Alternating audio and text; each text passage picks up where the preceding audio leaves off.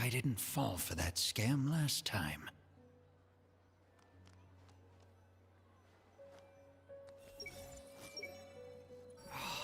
Just my luck. Why does this happen to me? Don't you think my craftsmanship deserves I've taken a look at your proposal. It's much better than the ones you showed me before, but I'd still like to make some changes. Oh, come on, not again. Isn't this the 6th proposal I've shown you? What's your issue this time? It's a bit hard to put into words, but the design still doesn't look quite right to me. I have to say, that's a terribly vague and unconvincing explanation. Please enlighten me. What would feel more right to you? For starters, don't you think this roof is jutting out a bit too far from the top? It looks almost like the head of a fungus. This door, too. I don't think it needs to be nearly this large. If you could reduce it to around my height, you could use the leftover materials to construct a few more rooms. The roof and the door are the most fundamental parts of a building. If we were to change them, then what would be left of the design? Even if the soul of the building won't be lost, all traces of architectural style would be gone. Anyone with the slightest inkling of architectural knowledge would know to leave them alone. Oh, I understand the principles of what you are saying, of course, but the truth remains that I'm still a bit unhappy with the design as is. Is there anything else that you can do? Oh, actually, I just got an idea. Can we get rid of all the extraneous sections on the roof, so the whole design will just be one vertical structure, similar to that of a tree trunk? What? Don't architects often say that symmetry makes everything more balanced and pleasing to the eye? This way, the proportions will be completely balanced. I really don't know how you managed to come up with such a ridiculous idea. Wait, don't tell me. Someone hired you specifically to commission me and put me through the ringer? Come to think of it, though, I really don't think I've gotten on anyone's bad side recently. Anyway, that's it. I will not be working on this commission anymore. Goodbye. Maybe you can find yourself some other genius who'll be able to satisfy your demands. Hey, young man, please wait! Go.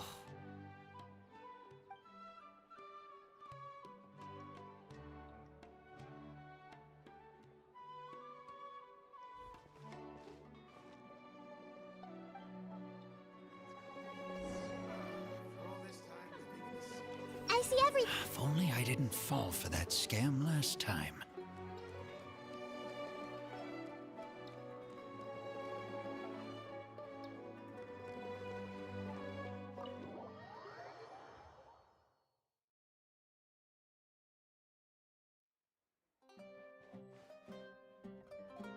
Hey! Just my luck. Why does this happen to me?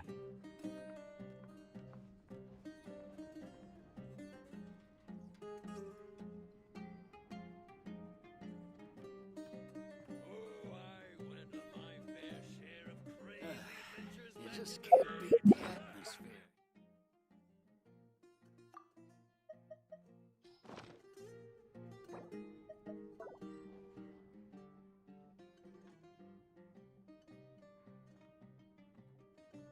Taking this commission was truly the worst decision ever. Oh, hey, I wasn't expecting to run into you here. Actually, while we're on that, what are you doing here at the tavern? Don't listen to anyone who says that drinking is an elegant pastime. It's no good for your health.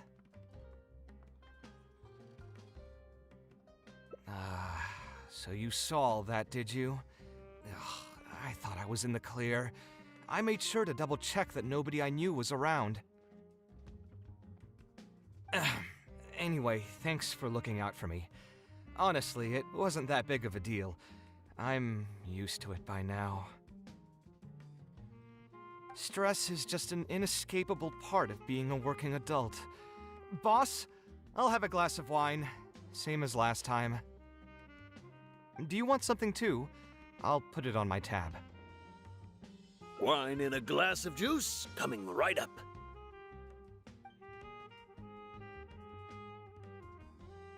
I know you're already keeping a secret from me, but if you could add this one to the list as well, I'd really appreciate it. Arguing with a client is not a good look for me. If word gets out, other potential clients might be afraid to work with me. That guy, though, what was he even going on about? All those ridiculous demands of his? He's just a blabbering fool trying to act like a know-it-all.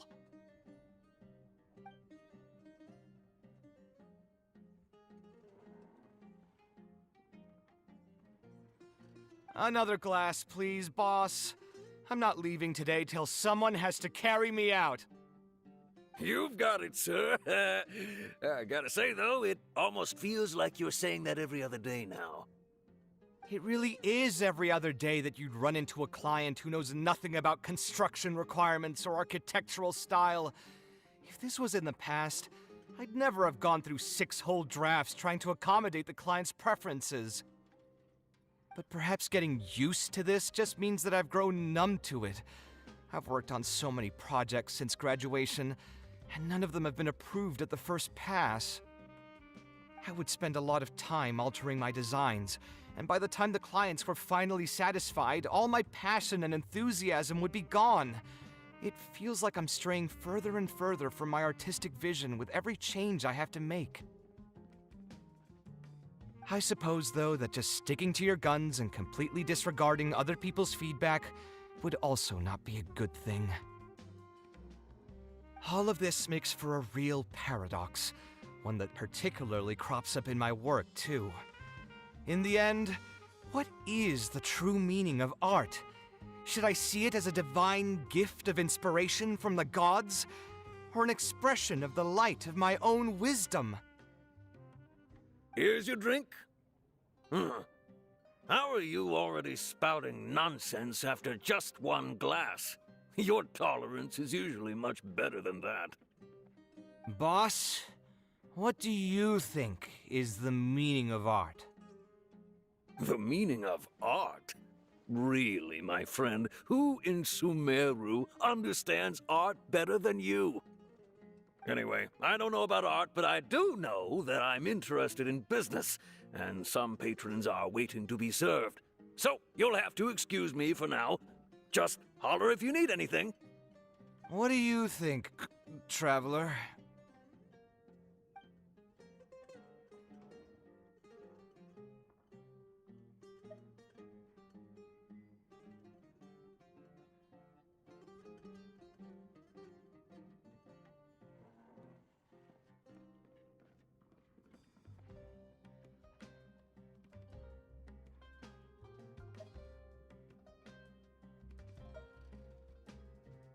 Yes, art shouldn't be self-indulgent entertainment saved for the elite. Let's say that I built a house for someone. If they don't like how it looks, then no matter how brilliant it may appear to me, they won't be happy with it. The problem is that it can be very difficult to get validated by others. I could compromise my personal standards to accommodate my clients, but often that just means creating a final product that I would struggle to look at.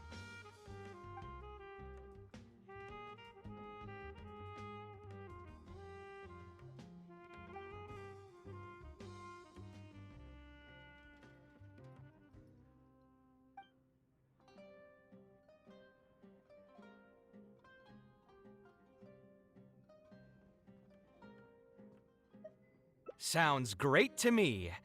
I don't even want to think about this project anymore. But what should we do? It's probably not a good idea to just drink until I pass out here.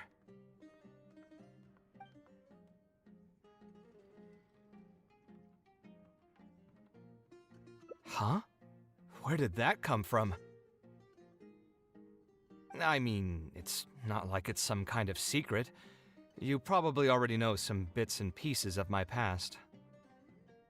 My mother is also an architect. I've always adored her drawings, and when I was young, I used to sit next to her and watch her bring all kinds of buildings to life on paper. You could say my interest in architecture just naturally grew with time. Perhaps. In fact, I have also seen my mother argue with her clients, but she would always quickly find the motivation to return to her work. Unfortunately, I've barely had any contact with her since she remarried and moved abroad. Even if I wanted to ask her about her ability to stay positive after an argument, it would seem rude to barge into her life again over something as trivial as that. I did remember something else, though. When my mother left, she only carried some small personal luggage with her. She left most of the belongings in the house to me. At the time, she even told me that it would be great if I could learn a few lessons from her life experiences, so my life and career could go a little more smoothly. I hadn't quite come to grips with my emotions, and didn't really have it in me to go through any sentimental items, so I just packed anything with memories away in a box and haven't reopened it since. It's been a really long time. Now that so many years have passed, maybe I have finally developed the maturity I need to face those memories without losing my mind. Yeah, I should dig it out and take a look.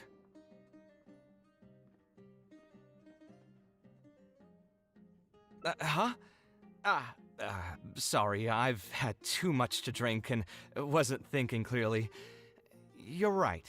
I should do these kinds of things with the support of a friend. Speaking of that, I can call you a friend now, right? Either way, thanks for reminding me that I can invite you to come along.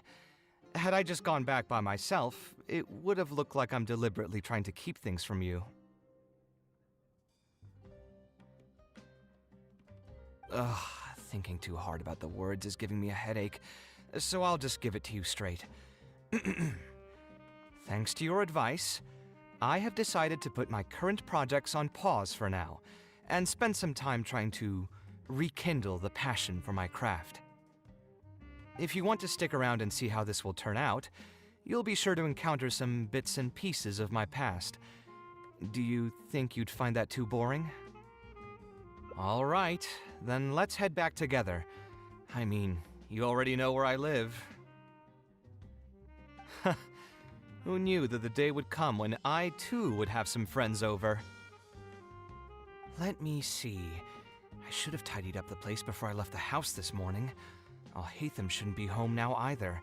He's usually in the records room at this time of the day. Anyway, there's no more time for drinks. I'll go take care of the bill.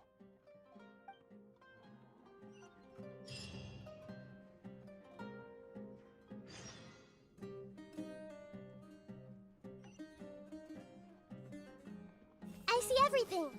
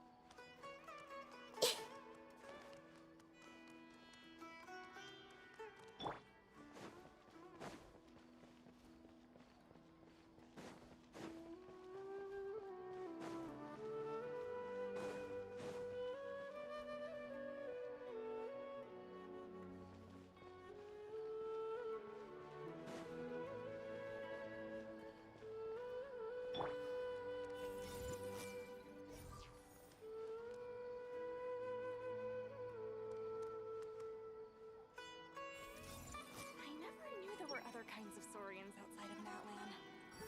The desert's huge.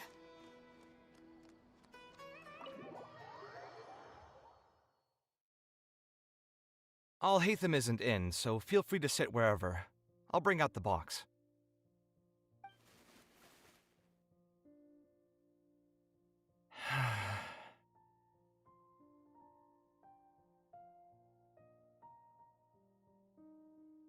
Oh, nothing.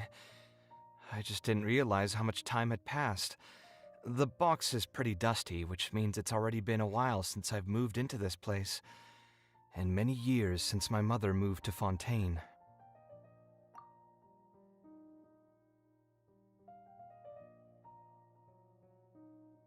I'm happy for her. I hope she'll be able to find happiness there. She raised me all by herself after my father passed away. It definitely wasn't easy for her. Anyway, enough about that. Let's see what I packed into this box. What are all these things?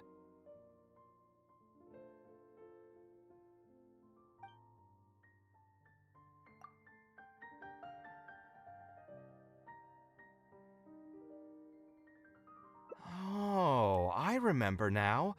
This is a drawing I made in Port Ormos.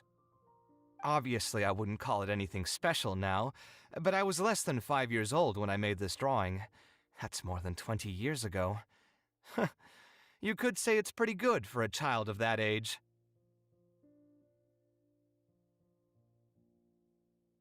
Now that I've said that out loud, I suppose I do have some level of artistic talent, right? Criticism and self-doubt have always been a part of the artistic process. Without criticism, there can be no improvement. It's normal for me to question my abilities from time to time. I admit that I may have spent a little too long questioning myself this time around, but as you know, the heart tends to dwell on whatever it pleases. Anyway, never mind. The more I talk about it, the less confident I feel. Let's see what else we have in the box. My building blocks! It's been years since I've last seen these. When I was a kid, I used to stack them super high, and could even stabilize the tower to keep it from tumbling over. Oh, and this blueprint. I made it by copying my mother's sketch, and the aspect ratio was horrendous. It's still technically the first blueprint I made myself, though. I was super proud of myself when I finished it, and put it in the same pile as my mother's sketches, hoping she'd notice and compliment me for my good work.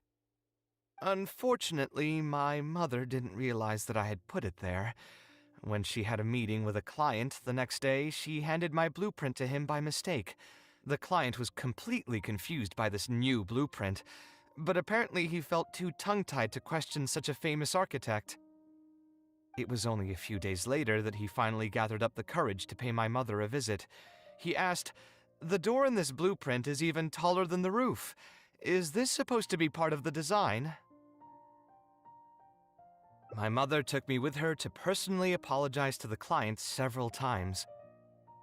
She didn't scold me about it in private, though.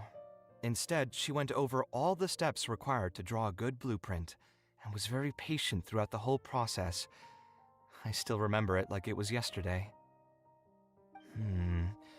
Let's see, is there anything else left in this box? What was this again? This is my mother's notebook.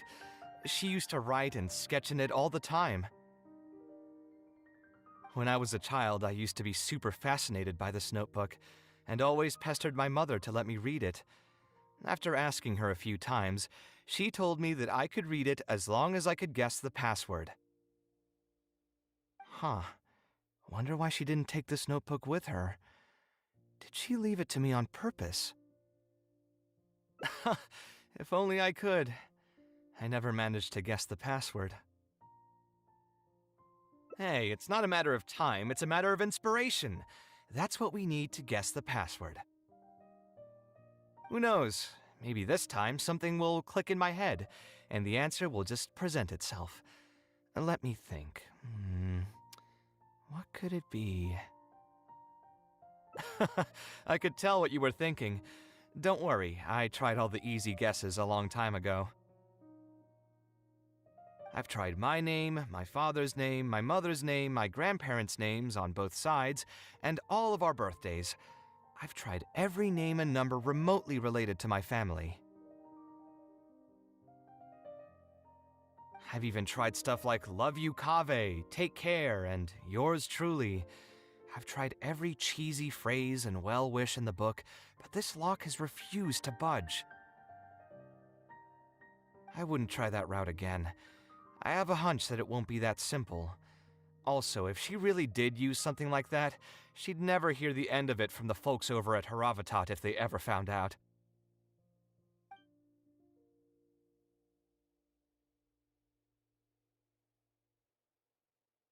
So we could find someone who was close to my mother and see if they might know anything? I see what you're saying, but who should we talk to for that? My mother was never really the one to be social. My father was the one with more friends, but all those connections were severed when he died. Let me think. Is there still someone at the academia who would know my mother? Ah, actually, there is someone. Professor Zaha Hadid. Huh, you've never really heard of her? She's a famous Gasharwar scholar and leading expert in formal garden design.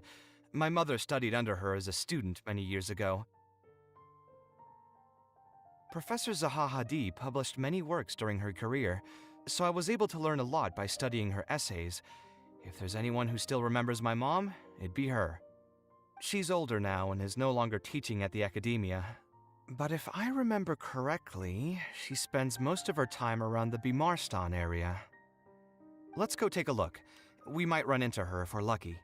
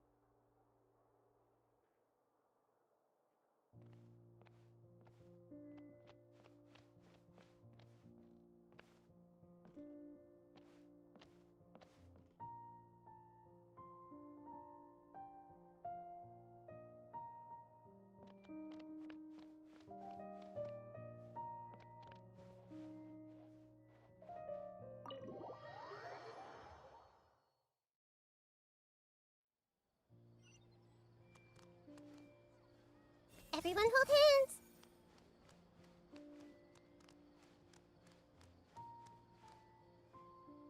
Hey! The desert's huge.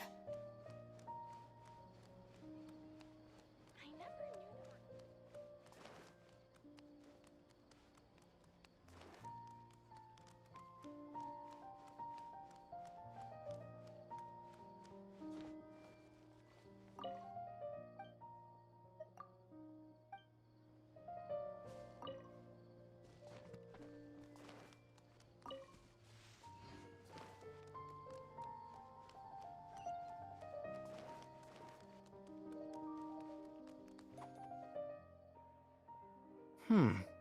What am I supposed to do now? Forget it. I'll just head back. Tainari, what are you doing here?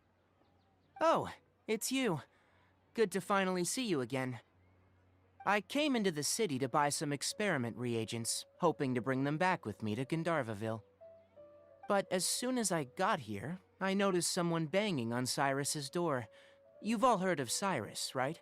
He's an ex-sage and Cyno's adoptive father. I was thinking about going over to ask what's happening. That granny over there may appear old and frail, but her vocal cords certainly sound loud and healthy as ever. Granny? Yeah, she's just over there. You can go check out the situation yourselves in a moment. Kaveh, were you at the tavern? I had a quick drink or two. Can you still smell the alcohol? Drinking in broad daylight. Really? You want to pass out by the road and get run over by a sumpter beast like some mindless fungus, huh? And you, traveler? You didn't try to stop him?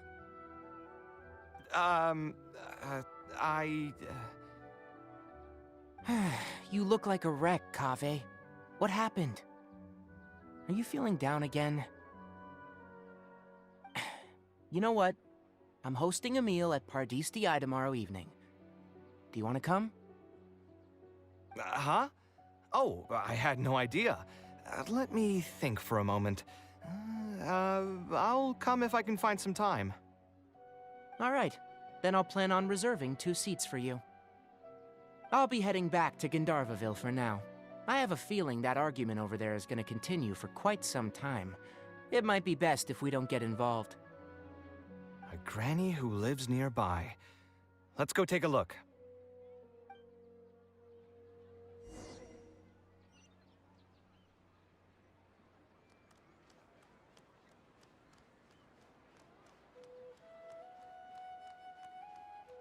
Everyone hold hands. My tomato. I know Cyrus is the one who picked it.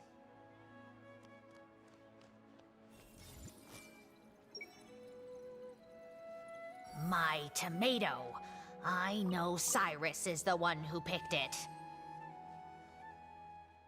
Ha! So, plan on keeping yourself locked in there, huh? Fine by me. If you're not going to come out, then I'm not going to leave. My tomato was growing so well, it had all the potential to become the best tomato this year, and you cut it straight from the vine! I already told you I had nothing to do with it. Why would I take a tomato that's still weeks from ripening? You'd have to be awfully green as an investigator to think it was me. Ugh. You see, the word green here could refer to both the color of the tomato and the fact that your skills could use some. Enough nonsense! Just come out and face me, you coward! You're out of your mind. If I've actually done something wrong, then get a mantra and pull me out by force, why don't ya? Oh, why you? Professor Zahahadi? And who are you? Oh, Kaveh. Fancy seeing you here. How long has it been? Come on, get over here and let the professor take a good look at you. Not bad, not bad. You've grown taller again. Professor, what's going on here?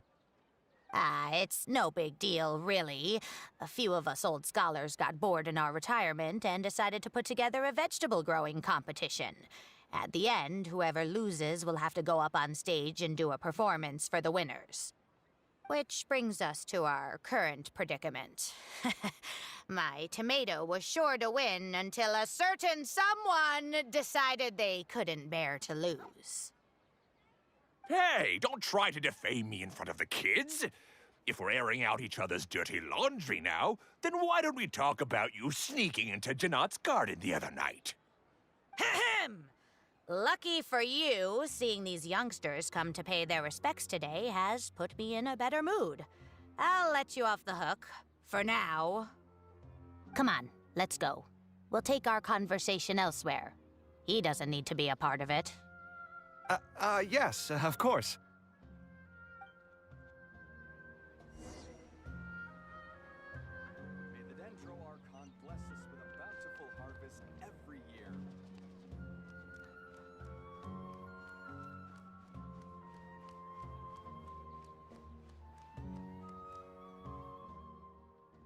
Is Faranak still doing well? Yes, as far as I know. She left for Fontaine some time ago and started a new life for herself. She's still doing work related to architecture, though. Ah, yes. I did hear about that. Did that upset you at all? No, not at all. She's already sacrificed a lot raising me as a single mother. That's good to hear. Your mother did struggle quite a bit those few years. It's probably a good thing that she found a new place to call home. Sometimes I wonder if things were harder for her because she was so beautiful. People were always drawn to her beauty first, only to realize she had a sensitive and vulnerable heart underneath. She was still quite young when she first joined my class as a student. Beautiful and radiant with her golden hair, yet quiet and single-minded. She seemed like a lass from some aristocratic house who was seeing the outside world for the first time. She had to make a lot of drastic changes in her life to raise you on her own. Even during her time in the academia, she was a thorough perfectionist. If she was unsatisfied with something she had made, she'd insist on redoing it, even if I was perfectly happy with it. She had many admirers, and they'd always fill up the first few rows of seats, hoping they could get closer to her sitting in the first row. If it were any of my other classes, you'd have found nobody sitting in the front. But every time I saw her, she was always in that same rigid pose. She'd have one hand on her forehead with the other clutching her pencil. Her eyebrows would be knitted in a frown as she concentrated on the blueprint in front of her. I'm sure she had many difficult moments in her life. How did she cope with the stress? I'm not too sure. She never talked about such things with me. She rarely opened up to other people, you know. I do remember one time, though, when she got into a heated argument with a friend. She said something I found very memorable. She said, "True art cannot be understood, but as an artist, I wish some people could understand its meaning and value."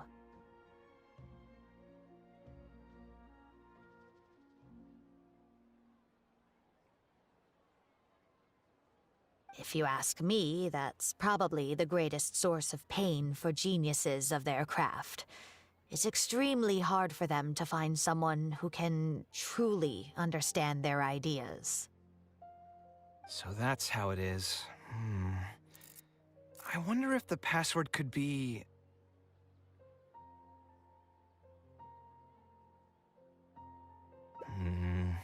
I tried both just now.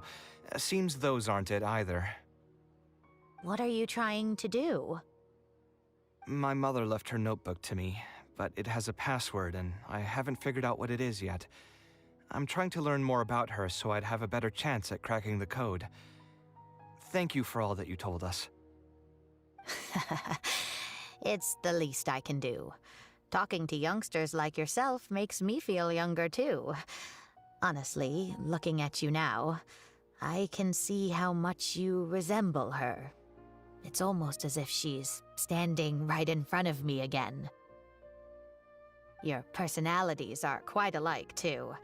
You're both stubborn and both a little awkward. Of course, I'm sure the similarities are mostly superficial. But so long as you continue to harbor those traits, you'll find a lot of difficulties in your work.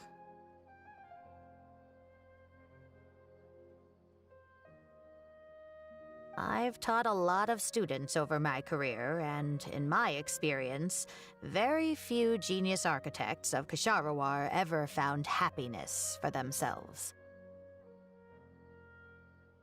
They would know exactly what they want to express and fight for it tooth and nail, which inevitably led to arguments with their clients.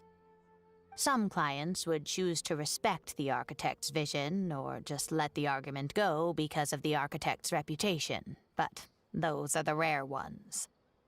When Faranak first graduated, she was getting into arguments with her clients nearly every single day.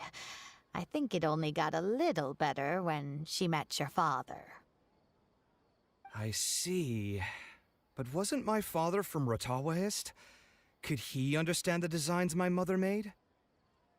No, I think they were probably beyond him, too. But despite that, he still stayed next to her, listening to her joys and sharing in her sorrows. Faranek had many admirers, but she ended up choosing your father. His support probably played a part in that decision. So instead of understanding, perhaps all we need is just companionship. Huh, it worked! Oh, was that the right password? Yes! Then you should be on your way, child. Find a quiet place and see what she wanted to say to you. Being the awkward person that she is, I suppose there were many things that Faranek could never say out loud. Instead, she probably left them in her diary, hoping that they would make their way to you one day. If you're ever in a mood to chat again, just come and find me here. You're always welcome to discuss architecture topics with me as well. Thank you so much, Professor. There's no need to be so formal. I'll let you kids go. It's time for me to take another stroll around the vegetable garden. I wonder what my mother could have written about. They all say Zaha Hadid's class is the toughest, but I think it's actually not too bad. On the other hand, though, structural mechanics is definitely a pain, no matter how you try to approach it. I doubled down and managed to get through it in the end.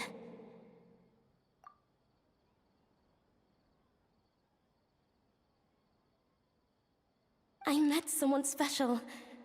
At first, I didn't think much of him. But now, I feel very happy whenever I get to spend time with him.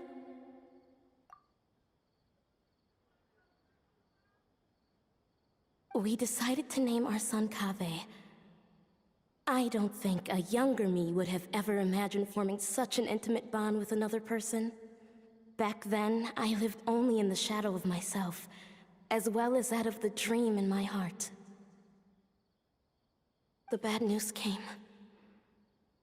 And even though it's been several days now, I still can't bring myself to come to terms with what happened. My eyes are so swollen it's hard to see. What if they're all lying to me? And this is just a long, cruel dream. But I have to face reality. I still have someone to take care of. No matter what happens, I'll do my best to raise my son on my own.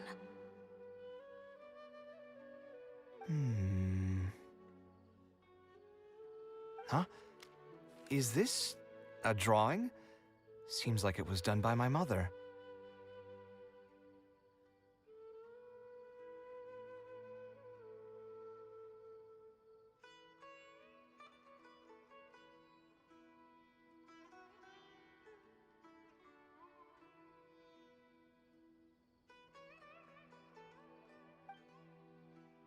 This blonde man was probably my father, but who are the other people in the picture? Huh? Why do a few of them look somewhat familiar? From the dates in the notebook, she probably drew this more than 30 years ago. I hadn't even been born yet. Maybe we were thinking too much. Oh, there are a few lines written in the diary about this as well. The one who invited us to the gathering is a talkative woman. Including us, 3 couples showed up. There was also a person who came alone. The talkative woman introduced everyone to each other. She spoke really quickly, so I couldn't quite catch everything she said, but I also didn't feel like asking her to repeat herself. My husband seems to be friends with the man with long ears. I couldn't really join their conversation, so I've resigned myself to sitting in a corner and drawing in my notebook. I don't think I'd be able to become friends with any of these people, especially that stiff-looking couple. That man is certainly very handsome, but he would constantly alternate between disjointed and serious ways of talking. His wife is a bit more bearable. We were not acquainted with each other to begin with, and I doubt we'll see each other again after this gathering. The ambiance of this gathering is surprisingly pleasant, however. Talking to people can allow us to find some peace after a long day.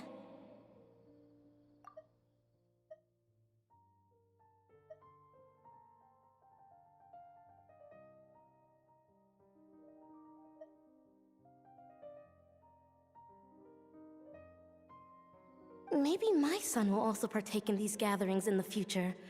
I hope he'll be able to make many friends. Who would have thought my mother used to attend that kind of thing? It seemed she was only good at talking about her own work, and found it difficult to join into other conversations.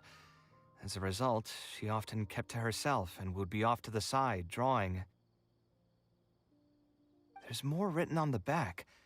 Oh, it seems like it was written to me. Kaveh. I was both overjoyed and distressed when I learned of your decision to continue your studies in Kasharwar.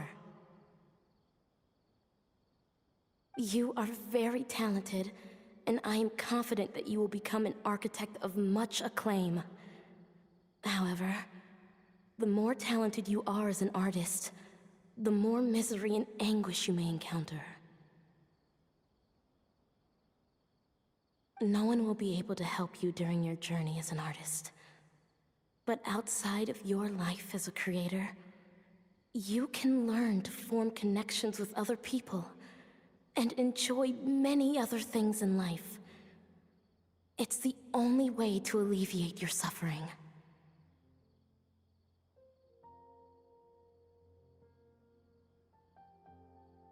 Whenever you feel down, seek out a friend to sit and have a chat.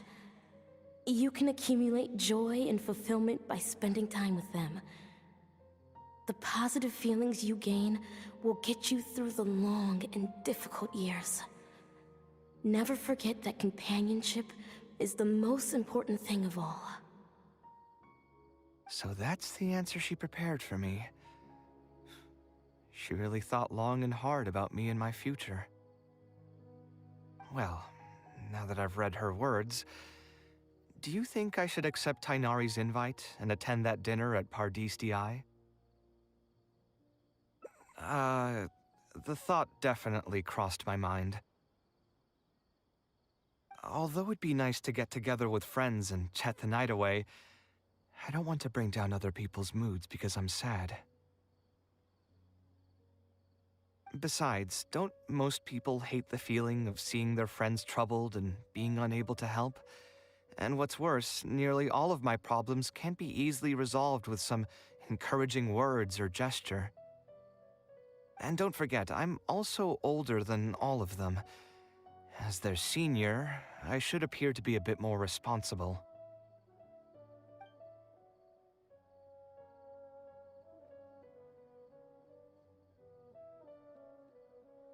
Huh, you're right. I really didn't expect to run into him here. I swear, his nose must be just as sensitive as his ears. Well then, I guess it's best that we go and join him for dinner. That means I'll owe him yet another meal now. You know what? I'm not going to overthink it. I'll see you tomorrow at Pardis DI.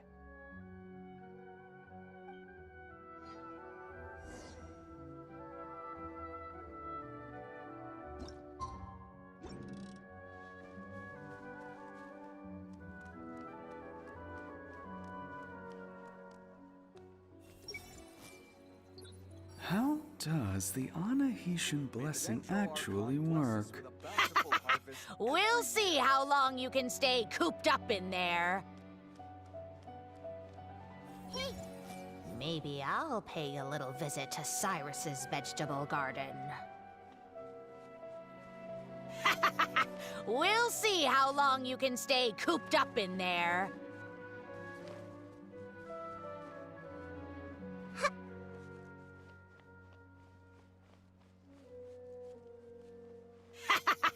We'll see how long you can stay cooped up in there. Harvest every year.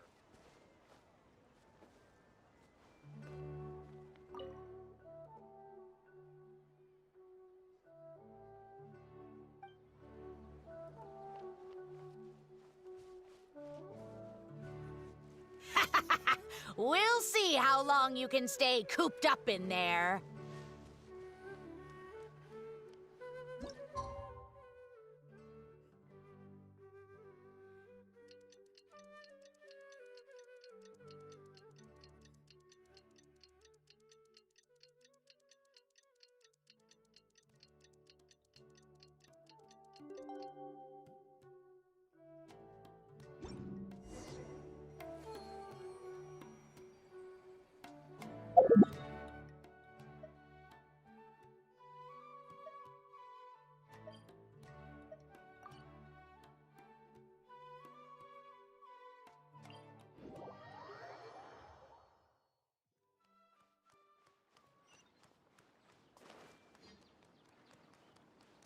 everyone hold hands. He's tunnel visioning again.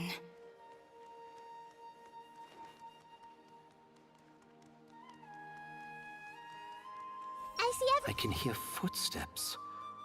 Are there still more students coming to me with their questions?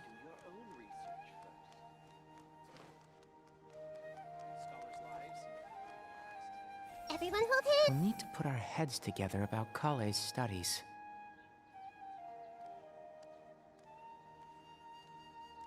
Hey, Once dinner's over, I'll tell them the joke I came up with yesterday.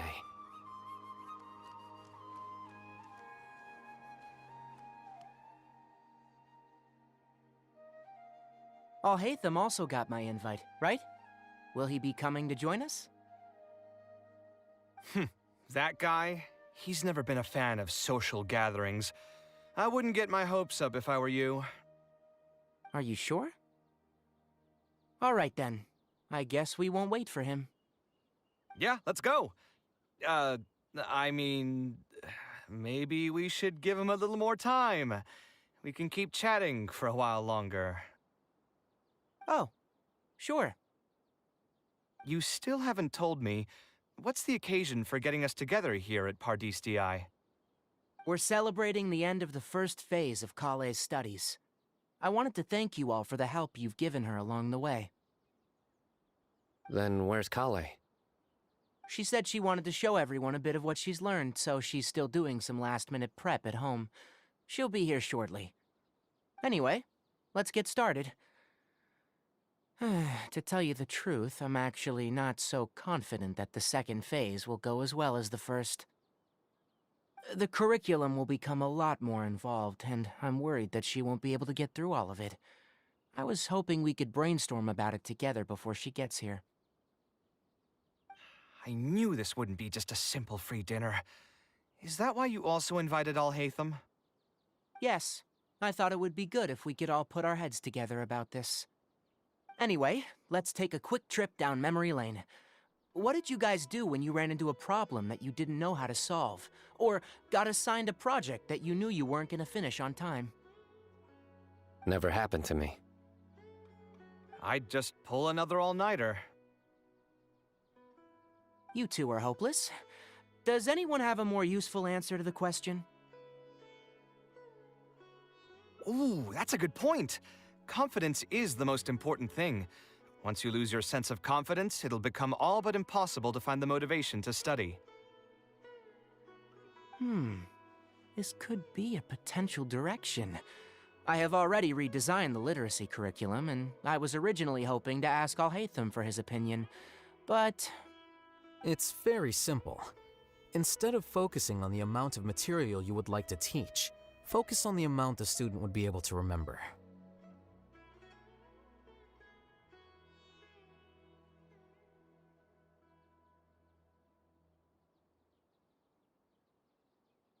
Wow, you actually showed up.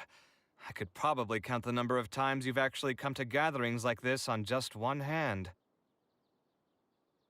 It's still more than the number of times you've managed to get a proposal approved on the first try. As long as you're still aware. So, what made the difference this time? Are you looking to drink your sorrows away with some friends? That's your purpose for being here, not mine. Don't project your ways of thinking onto me. So you're saying the only reason you came is to help Tainari with his brainstorming? Precisely. Kaveh will have a long road in front of her. Hey, just to get one thing clear. Even if Kaveh manages to make her way to the academia, we cannot let her enroll in her avatat. Ksharawar is obviously the best choice for her. She's been a trainee forest ranger for so long, she'll definitely be good with her hands. What are you saying? Spontamad is the better choice. It's where I graduated from, after all. Then what about Amorta? That's the Darshan her master actually graduated from. There are only 2 other Darshans left. We might as well select all of them on her enrollment application. I'm trying to have a serious discussion here. Traveler, you aren't associated with any of the 6 Darshans. In your opinion, which Darshan would be the best choice for Kaveh? Well said. Agreed. And my goal in inviting you here was to gather some thoughts on the execution of this second phase.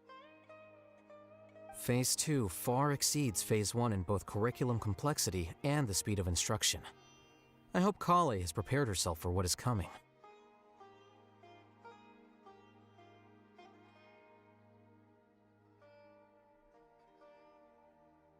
Hey, what are you thinking now? Please don't tell me you're planning on lending her those abstruse books from your home library. Actually, I was thinking about lending her a professions guide. I'll make sure to write, "Don't become an architect," on the front page of that.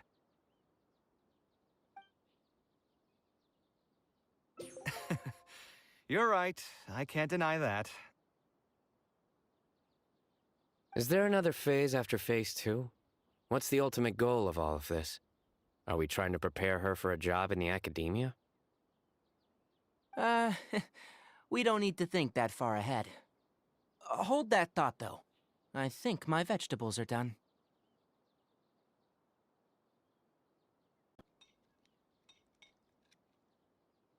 I'm telling you, that client had no idea what he was talking about. No matter what I did, he had something bad to say about it. Have you considered finding another client? They're all the same. I haven't had a good night's sleep for months now. Who do they think they are, ordering me to alter my design over and over again just because they have some Mora? It's too late now to change careers. You might as well try to find some joy in the pain. Besides, you'll be getting up in the middle of the night to make edits to your own design even when the client doesn't request it. No. That's not true. Cheer up, Kaveh. I'll tell you a new joke. We'll save that for the end, Sino. You can keep it to yourself until then.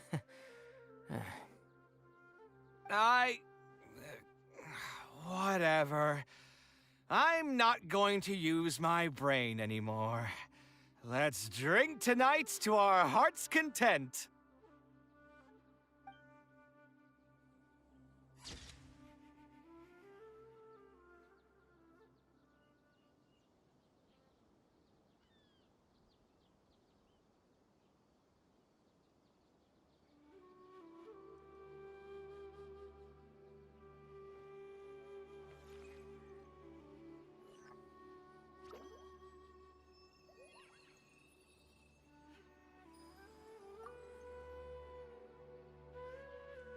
When will I hear back about my...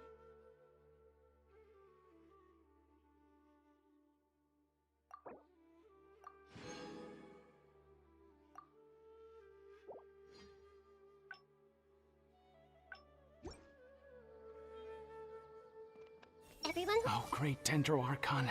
Please let my application get approved. Hey!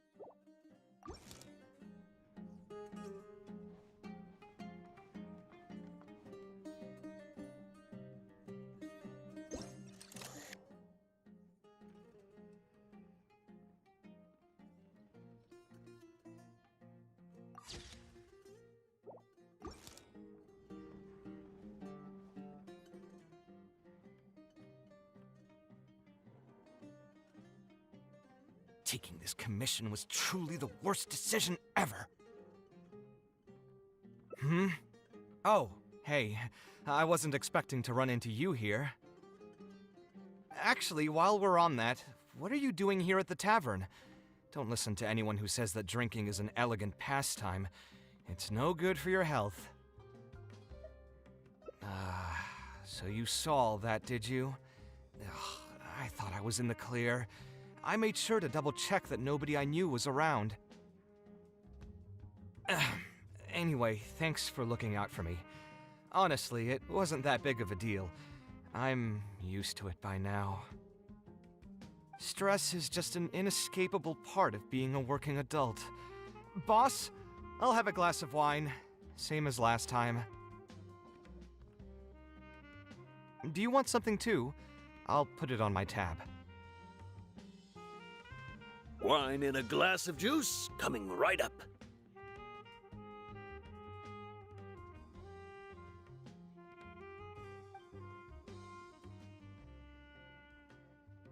I know you're already keeping a secret from me, but if you could add this one to the list as well, I'd really appreciate it. Arguing with a client is not a good look for me. If word gets out, other potential clients might be afraid to work with me. That guy, though. What was he even going on about? All those ridiculous demands of his? He's just a blabbering fool trying to act like a know-it-all.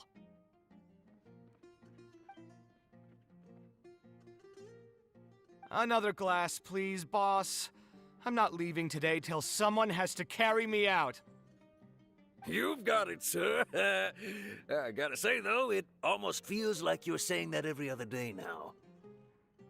It really is every other day that you'd run into a client who knows nothing about construction requirements or architectural style.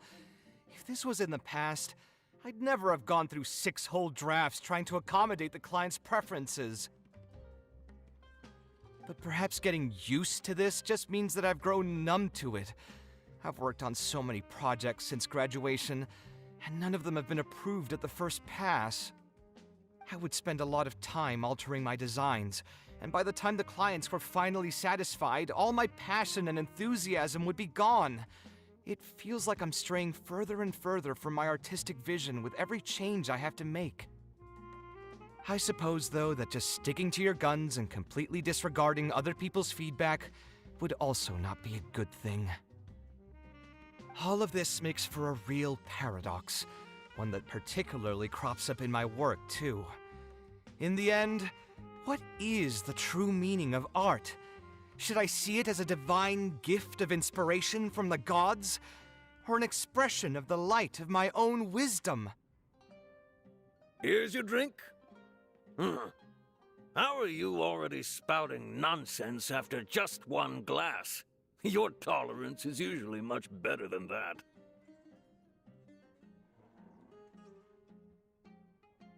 Boss, what do you think is the meaning of art? The meaning of art? Really, my friend, who in Sumeru understands art better than you?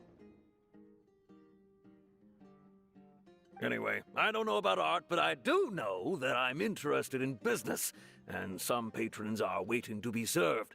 So, you'll have to excuse me for now. Just holler if you need anything. What do you think, traveler?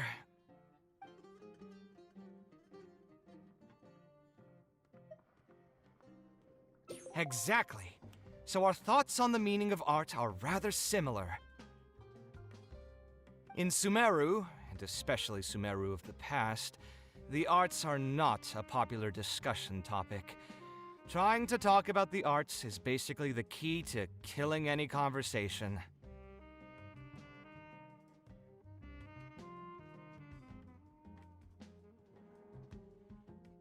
It's too bad that I'm not in my best form today. Otherwise, we could have talked about this for a little longer.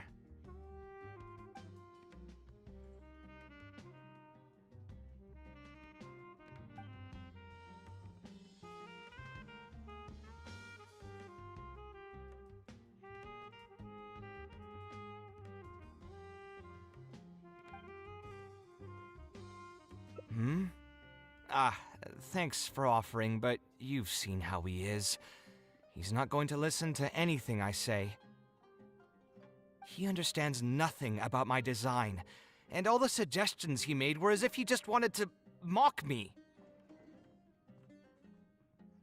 Okay, it is possible that I was just jaded by my frustration. Well, given I'm already on my 6th draft, I can probably push myself to make a 7th. Let's go have another talk with him. I know where we'd be able to find the guy. There's no time to waste. The wine can wait until another time. I'll go take care of the bill.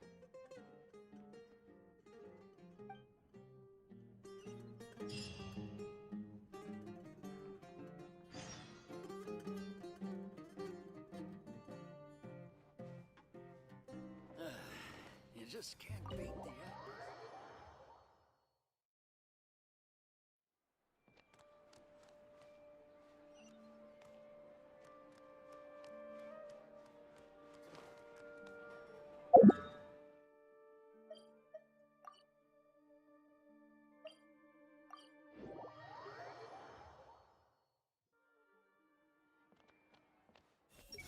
I still need some more Mora.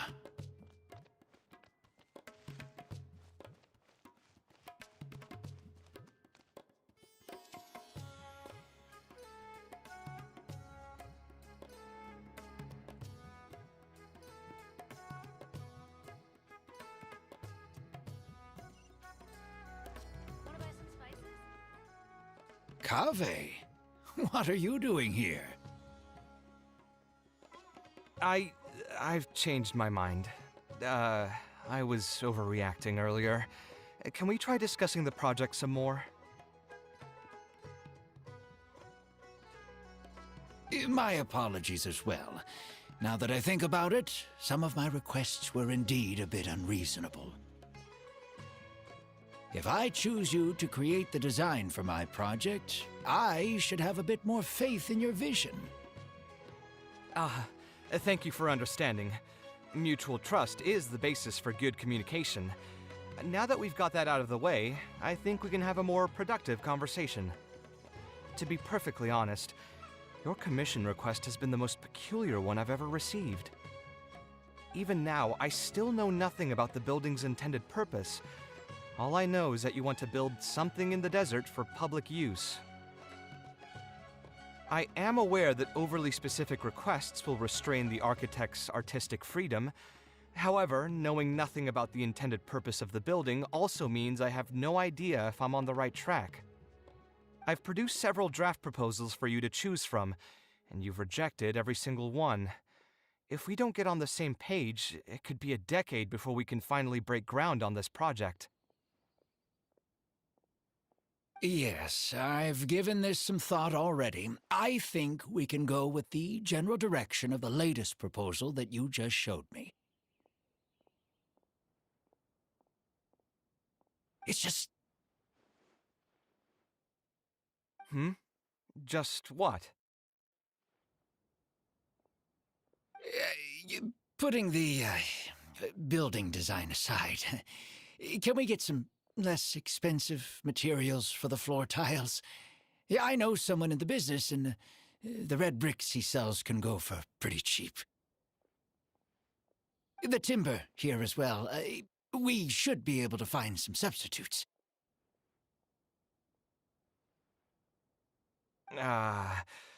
Please give me a moment. My head's starting to hurt again.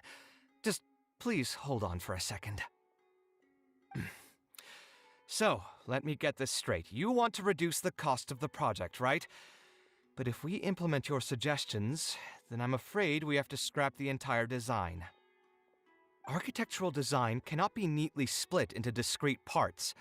Any change to one part of the design will affect the quality of the whole thing. I decided to utilize high-end timber for this section because the weight-bearing structure requires the supporting materials to be durable and strong.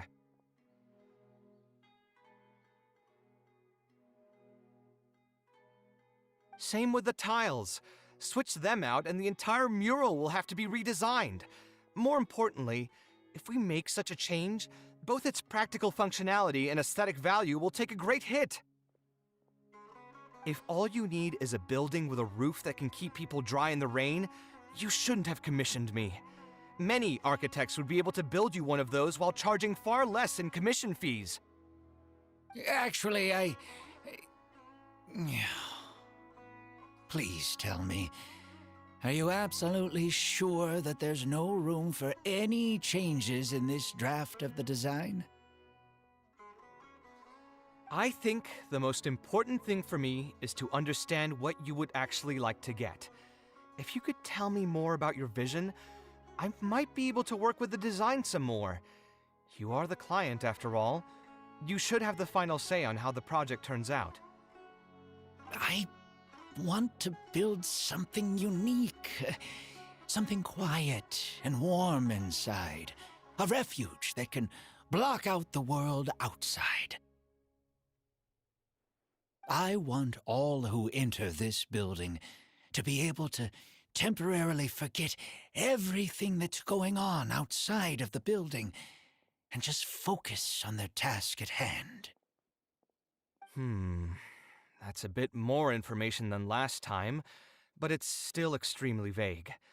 To put it another way, every rich person who wants to build a mansion for themselves would request something like this.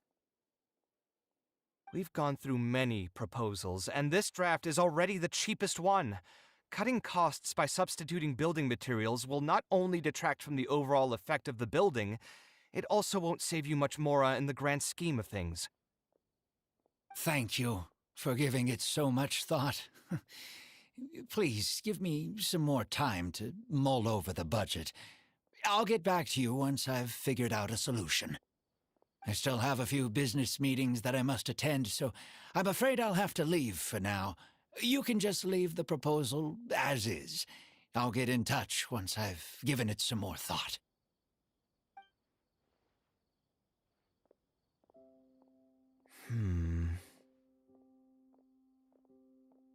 I also have a similar feeling.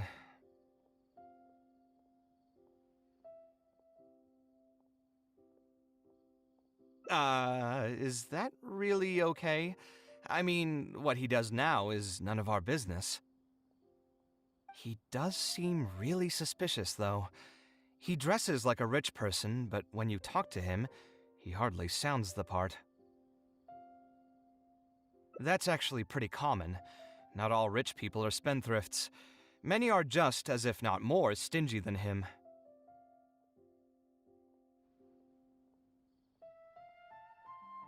The more mora some people have, the more they love interfering with people's lives. Like constantly reminding you to pay back your debts, or hinting every other day that it's time for you to pay rent.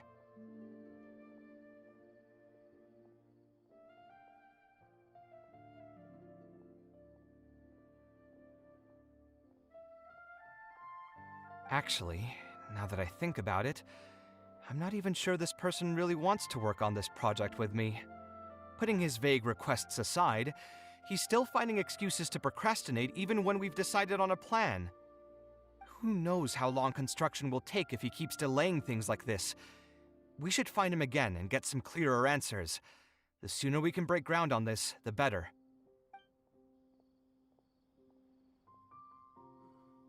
Got any commissions related to antique appraisal? I can handle them.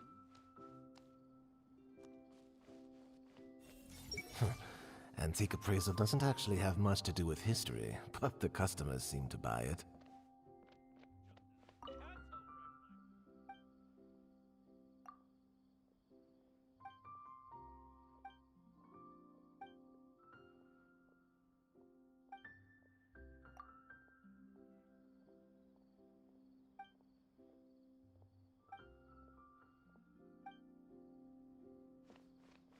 Hello there, my friend. Fate must have brought us together.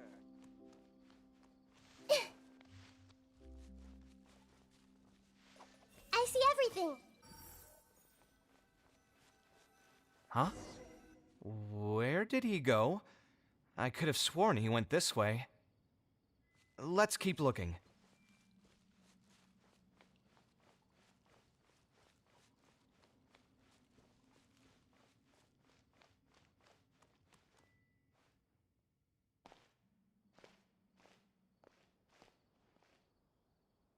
Oh, hey, look! Isn't that Badawi? It sure looks like him, but he's dressed completely different now. What is he up to? Didn't I tell you before? I'm not looking for more workers. Plus, aren't you a bit old for physical labor? If something happens to you, I won't be able to pay for it.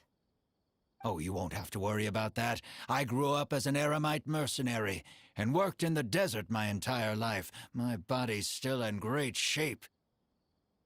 I don't have many talents, but I still have my muscle. If you need someone to unload goods or drive away sumpter beasts, I'm your man. You used to be an Eremite mercenary? I know there are a lot of bad apples in our ranks, but most are just trying to make a living. We're not that greedy by nature, and we'll do our best when given a job. Let me think. I'm sorry, but I still can't take you in. I don't have any open positions right now, and don't have the mora for anything more. How about this? Why don't you try your luck somewhere else? Okay. He used to be a member of the Eremites? Huh. From the way he was dressed, I would have thought he was a merchant from the rainforest. Let's ask him about it.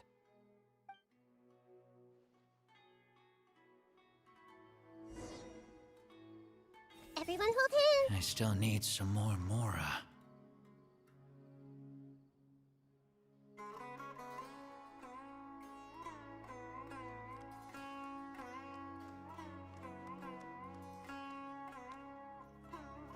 see everything.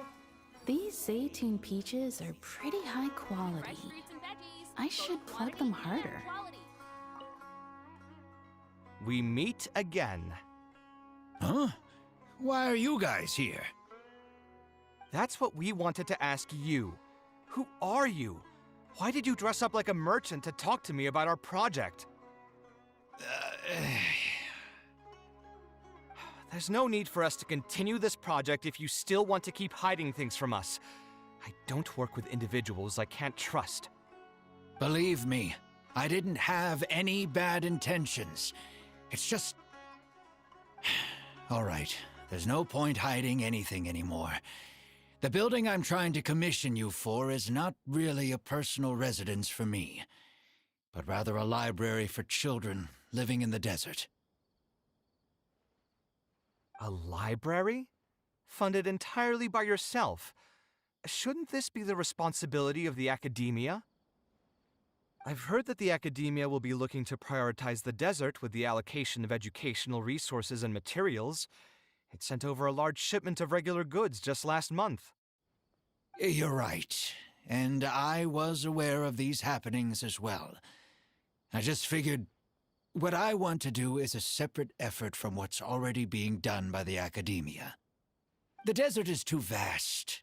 Even if the academia spends a lot of effort trying to disseminate knowledge in those parts, it might still take decades, if not centuries, to reduce the educational gap that already exists between the two regions. And what's more, I don't know if the academia would ever reverse its stance in the future. All I know is that as a desert dweller, we should not wait passively for good things to happen to us. If we only did that, we'd never be able to stand up and hold our heads high. I don't have much longer left on this world, so I just want to use whatever time I have to contribute something to my homeland. I didn't want you to know that I came from the desert. I've lived in the desert my entire life, and there wasn't anyone here that I could trust. I figured I needed as much safety as I could get. To the point that you even disguised your identity? That's certainly taking playing it safe to the next level. Hold on. Don't tell me you've also been scammed before. When I first came to Sumeru City, I brought a lot of Mora, hoping to find an architect that I could work with. Someone agreed to take on the project, and even took a sum of Mora from me, but then disappeared without a trace. After that, I heard that there are a lot of untrustworthy people in this business. Some would run as soon as they've been paid, while others would deliberately use expensive materials and take a cut of the construction funding. I spent a while collecting information in the city, and eventually learned that you're the most famous architect in all of Sumeru.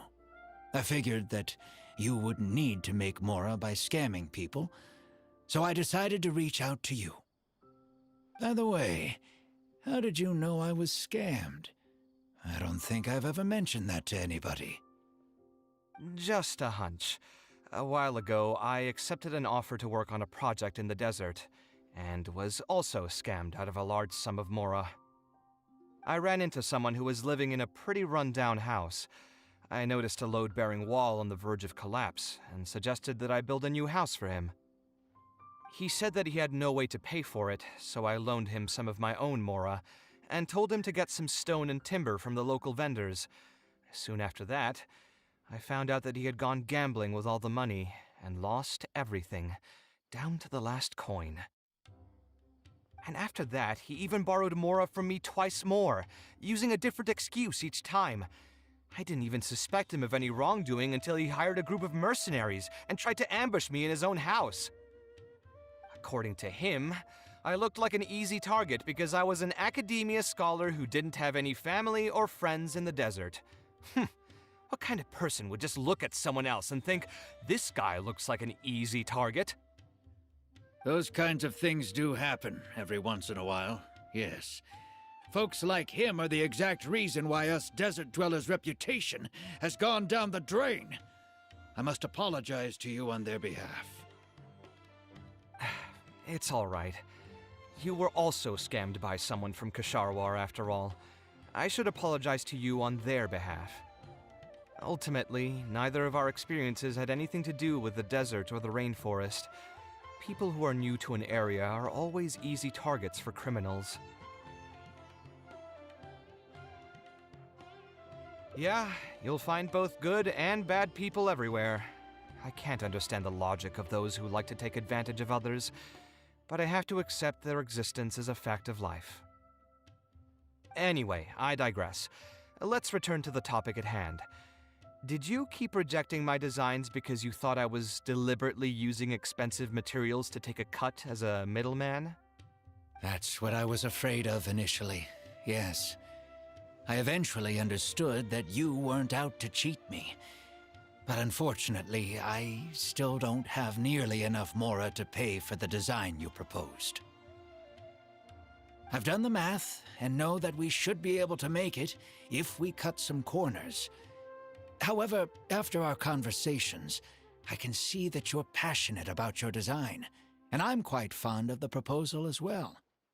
So, I decided to try and see if I can afford your proposal as is. I've been looking for work every day, and in another month, I should be able to cobble together enough Mora to meet the budget. By cobble together, you mean you're going to spend your entire life savings on this project? But then, what will you do if something unexpected comes up, and you find yourself stuck with no emergency fund? To be honest, I haven't really thought about that. I mean, when you've lived to be my age and something happens, you can't really call it unexpected anymore.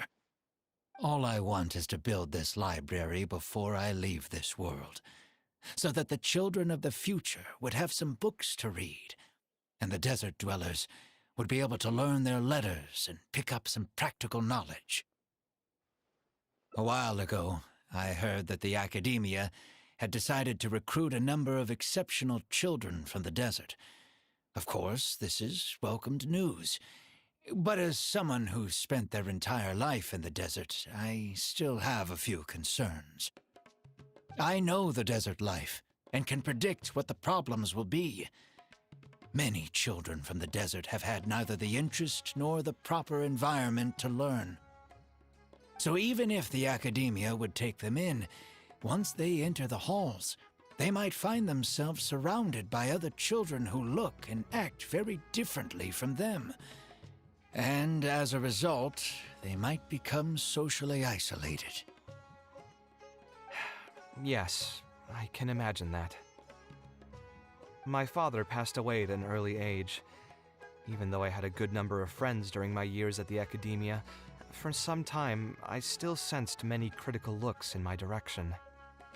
I'm sure a child coming all the way from the desert will have an even harder time. But let's bring this back to the building itself. I think you said that you want this building to be quiet and warm, with its doors serving as a solid barrier to block out the sound and fury outside, and allow one to focus on the book in their hands. Building it according to the current plan will be quite costly. Even if I don't charge you any commission fees, I don't think we'd be able to keep it under your budget. Any ideas on what we can do?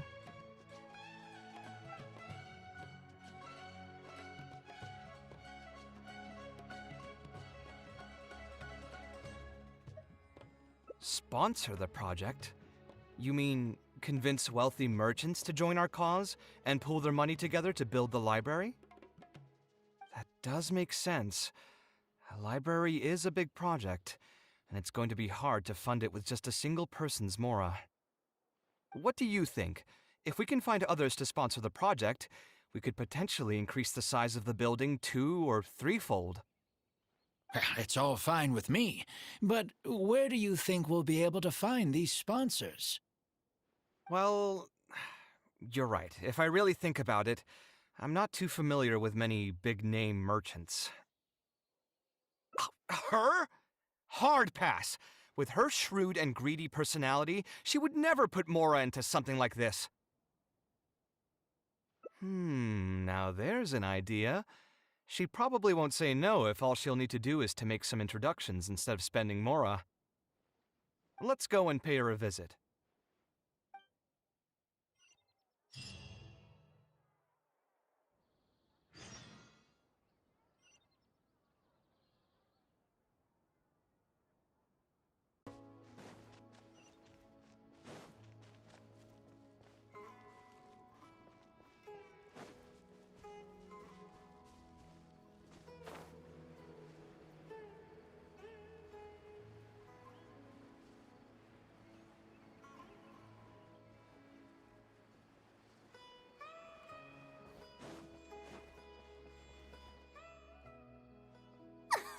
Oh, now here are some unexpected guests.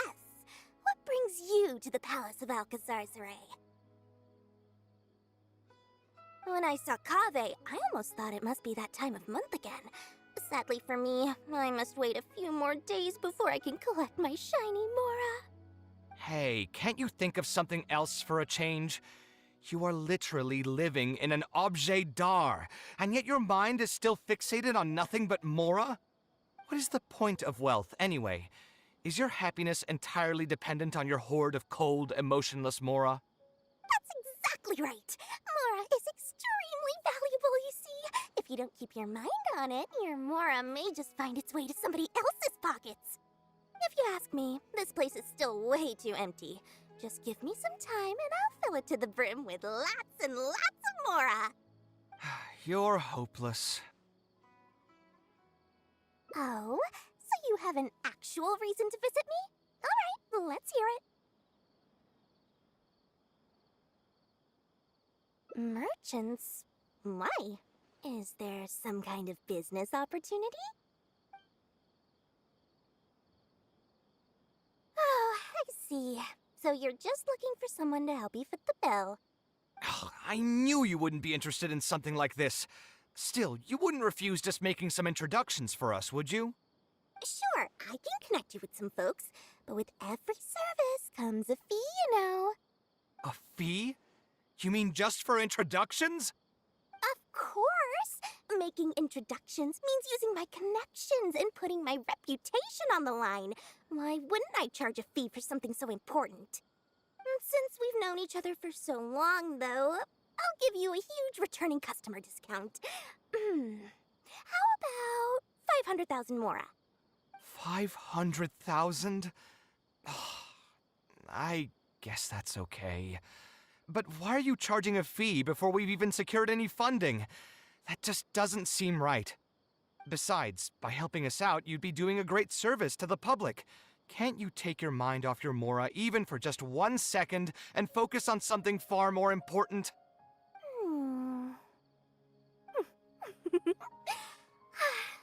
Very well. Since you're so passionate about this project, I'll help you out and waive the introduction fees. 3 of my business partners came by earlier today to discuss some things with me, and they still haven't left yet. I'll arrange a meeting for you, and just so we're clear, it'll be up to you to present your project and discuss any deals. Thank you so much. You can wait here. I'll bring them over to you.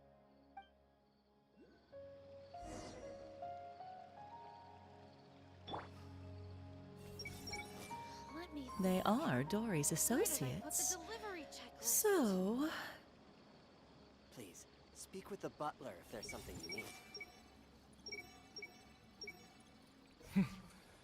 I should have paid more attention during the negotiations just now. I could have made so much more. I see everything. What do these people want? Let me think. Everyone hold hands. Why do people keep coming to me to ask questions? I don't know anything. Hey! I'll tell the boss the latest scoop when she comes back, and my job will be done for the day.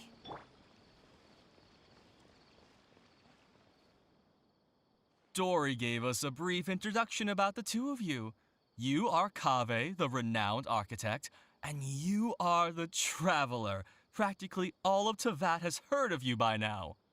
To be frank, I don't feel like there's an obvious business opportunity here, But since Dory took the time to introduce you, we can spend some time to have a conversation. So, let's hear your idea. All right, here's the situation. I've been commissioned to build a library in the desert, with the intended goal of allowing the desert dwellers to have more access to reading materials. So it's a public welfare project? Correct. Then the commission fees will likely be very low. You should be careful. I'm not too concerned about how much I'll get for the commission fees, actually. I'm fine with doing it for free. I just want to get this project rolling as soon as possible. We're just a little short on funding. So what? You can't possibly expect that we just cover the shortfall for you. Besides, what does a library in the desert have to do with us? If you want to build it yourself with your own Mora. Seems simple enough to me. Hey, there's no need to be so harsh. They are Dory's associates, after all. Here, can you tell us a bit more about what we can gain from sponsoring this project?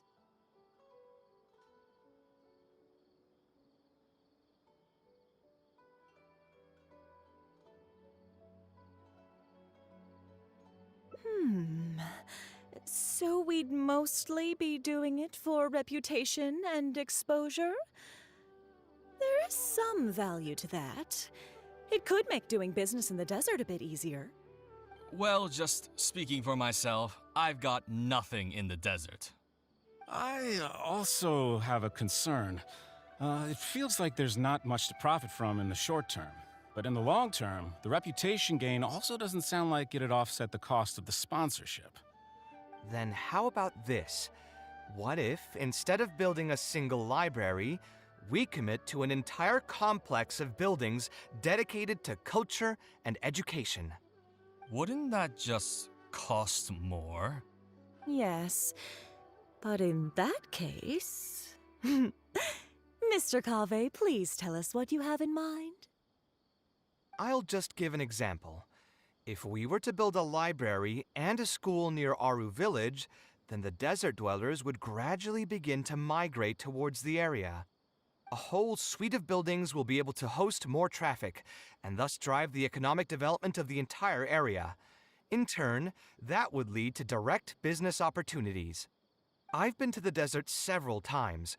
Although there are still many lingering tensions between the two regions, the amount of interaction has been steadily increasing, and in the long term, the desert will only become more and more important to Sumeru. You do have a point. Education in the desert is indeed an industry that has not been tapped into. If we can be the first to place stakes in the area. And you just believe anything he tells you? Even the greenest amateurs know that urban planning will affect population flow. If you don't believe me, you can ask anyone on the street to confirm it to you. You...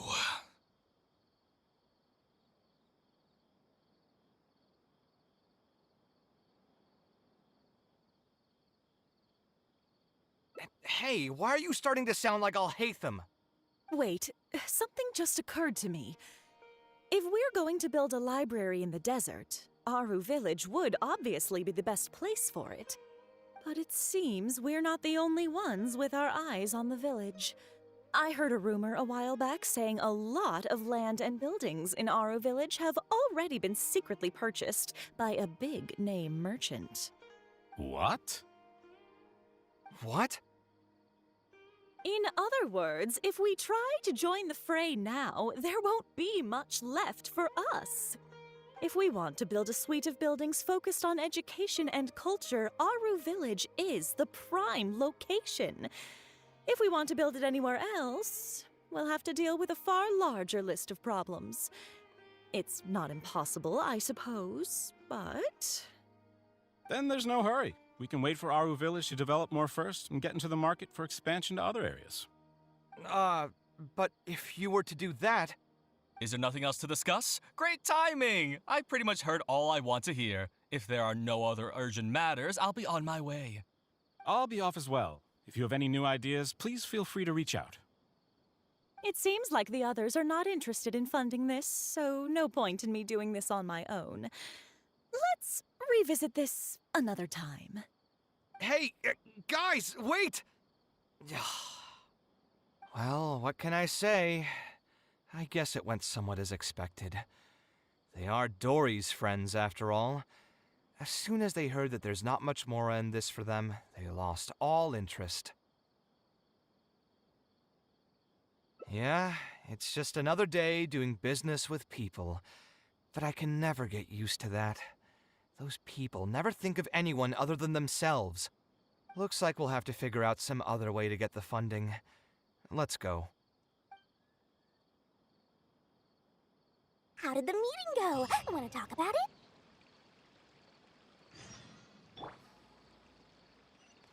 Everyone hold hands. The most benevolent Lord Sangama Bay makes your dreams come true. Where did I put the delivery checklist? Is that butler blabbing nonsense again? I hope he is not tarnishing the boss's name. The most benevolent Lord Sangama Bay makes your dreams come true. Just wish that some people would actually do their jobs. Oh? Where did all that passion go from earlier, I take it you weren't able to find a sponsor for your project? Please don't tell me that you're here to mock us. What kind of person do you take me for? Would the kind and generous Lord Sangama Bay really do such a thing? I will say, though, I more or less expected this outcome even before I introduced them to you. You can try to talk up the project all you want, but the facts will remain the same. This project is high investment with slow returns. No sane person would put their money into this. But this isn't just a business project, right? Also, if you already knew no one would want to partner with us, why did you still try to charge me 500,000 mora? You scammer! You might want to remember who your creditor is before you start talking like that, Kaveh. I'll pay back every last coin that I still owe you, but that's a completely different matter.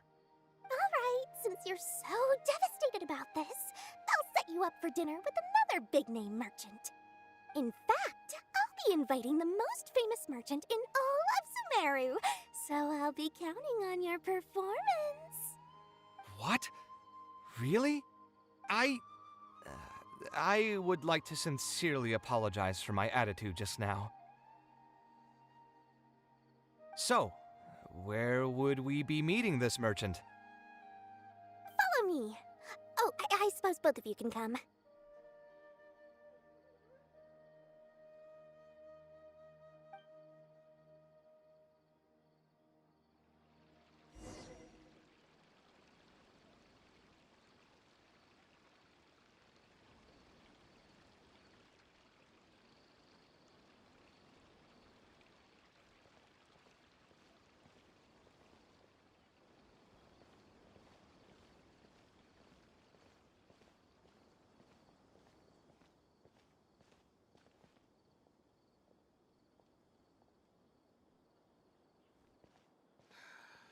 I just wish that some people would actually do their jobs.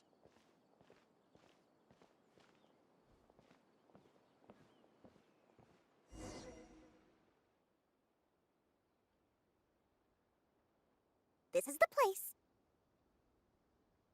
You said you're going to introduce us to the most famous merchant in Sumeru. Well, where are they? You still don't get it, huh? The most famous merchant in Sumeru. Huh? So you meant yourself all along? Then why did you bring us here? Well, I've given it some thought, and that complex of education and culture buildings that you mentioned does hold some promise. It'll be a pretty big Mora sink, and I'll have to fund it all on my own, but that's not really a problem for me. Seriously?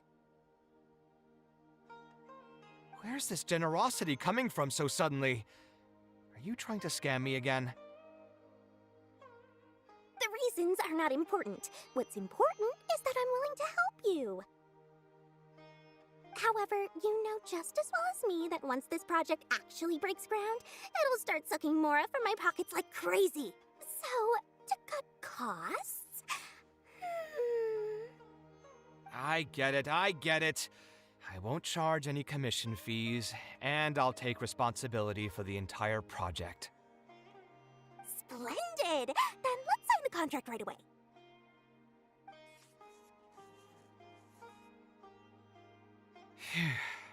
This way, the children of the desert will have some books to read. Their lives should improve a bit after this. Of course, there are a few things better than using my knowledge to help other people change their fates.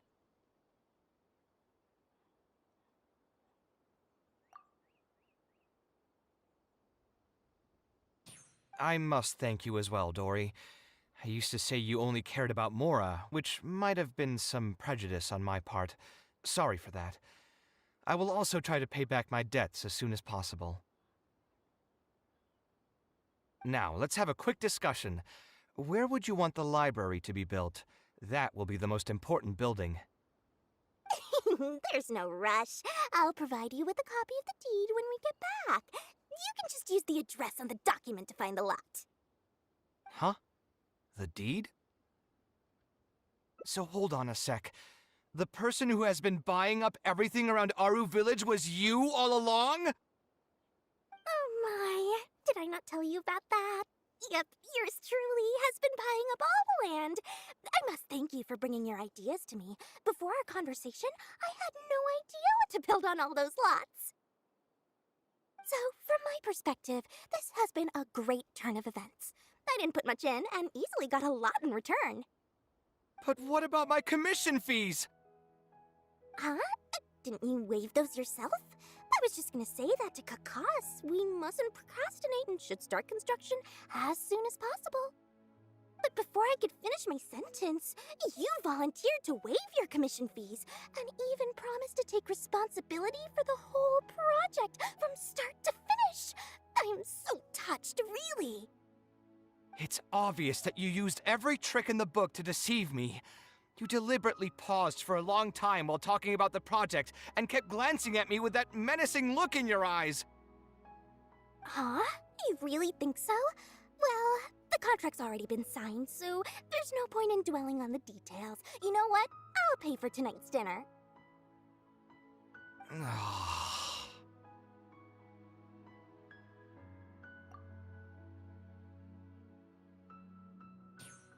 Fine, I'll drop the argument on the commission fees. But since you said you're paying for dinner, I'm going to order the best dishes and booze this place has to offer, and lots of it. Tonight, we're feasting until I've recouped my full commission fees.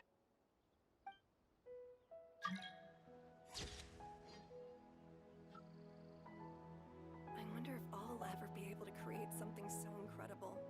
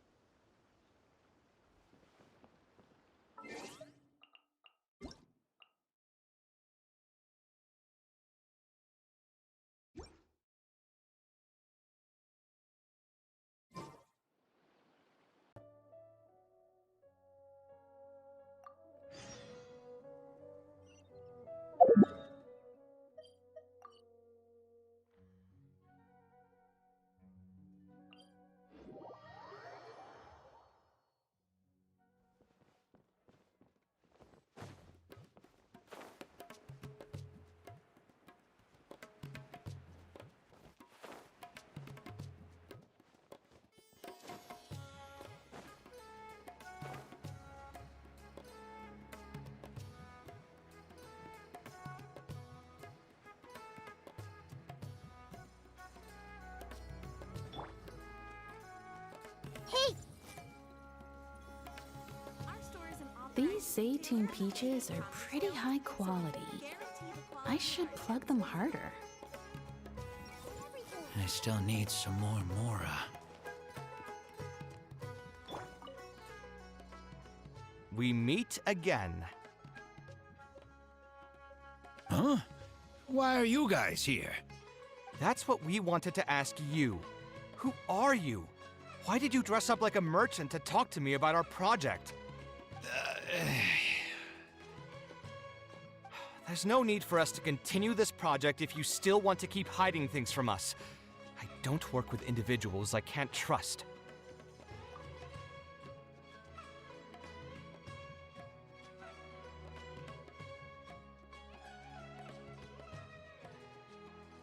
A slightly different style. Give me a minute.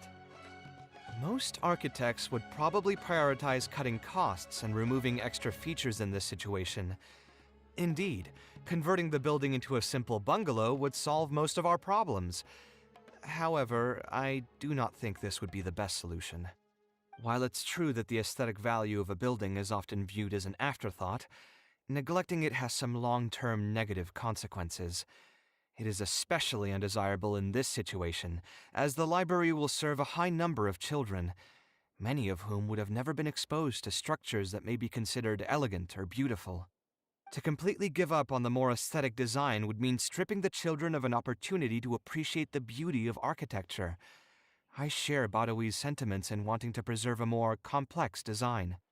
However, if we can reduce the ornate aspects of the design while maintaining its fundamental elegance, which is to say we won't touch the arches and stone pillars, but make changes elsewhere.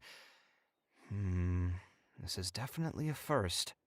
To make up for the loss of regular details, we would need to put a lot of extra effort into the layout, lines, and color. I see. Would that really be okay? It just increases the difficulty of the design. You should feel lucky that out of all the architects in the city, you chose to approach me. Most of the others would have given up on this project by now. As for inspiration, I think I might have something in mind, but I'd need to visit the site to make sure. Where do you want this place to be built? Tell me the exact location. Aru Village. Although it wasn't my childhood home, I think it'll be the best site for such a building. Okay, then we can pay a visit to Aru Village. Is there something I can do for you? I've already caused you a lot of trouble before, and now you're revising the design again because of me. Which draft are we even on now? It's making me feel terribly guilty. Let me think. You said you used to be an Eremite mercenary, right? In that case, you could help us clear out some monsters that are blocking the way to Aru Village. We want to keep the roads clear, and reduce the loss of materials during transport to a minimum. If everything goes well, that'll help us save some Mora. All right, just leave it to me. If there's anything I'm good at, it's clearing out monsters. What are you waiting for then? Let's pack up and get ready to go.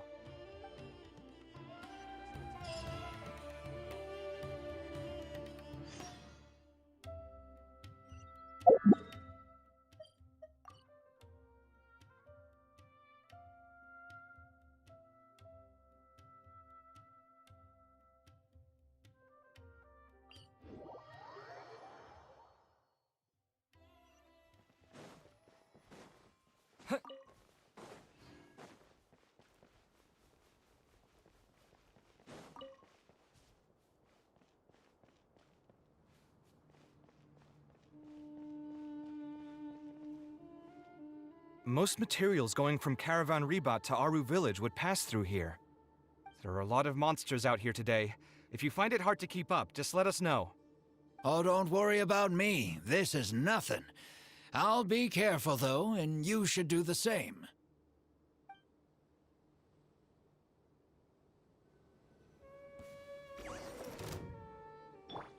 Blazing light! Everyone hold hands! Make yourselves at home! Let's light it up! Can't see? By everlasting flame! Let's nip that in the bud. Come at me! Tuh! Tuh! Yeah!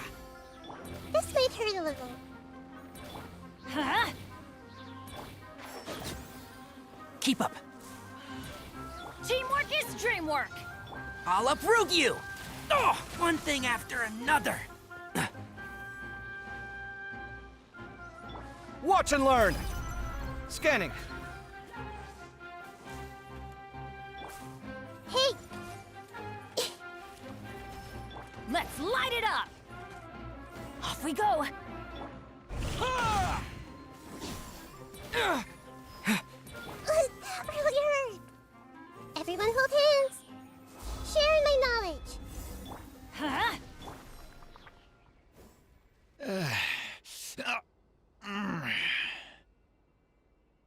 I'm fine. I've spent my entire life fighting these kinds of monsters in the desert, after all. They won't get the best of me. But it's one thing to fight against monsters, and another to fight against an old injury. It's something I picked up when I was young. There were many fights between mercenary brigades back then, and one day someone stabbed me in the back. I didn't think much of it back then, but with age, it's caught up to me. Few mercenaries get to enjoy their later years. Failing health tends to take the joy out of reputation and wealth, and many mercenaries never even made much of the latter to begin with. Is there someone you know who can help to look after you? Unfortunately, no. My wife passed away at an early age, and I don't have any children. Sometimes I'd close my eyes and realize most of my life story has already been written.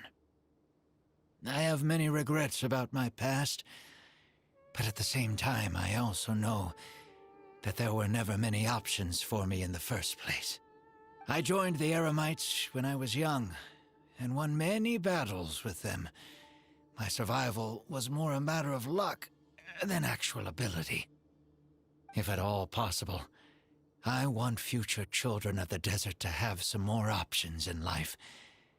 I don't want them to turn out like me. My apologies. The older we get, the more we tend to ramble. Seems like we've already cleared out most of the monsters. Let's hurry over to Aru Village.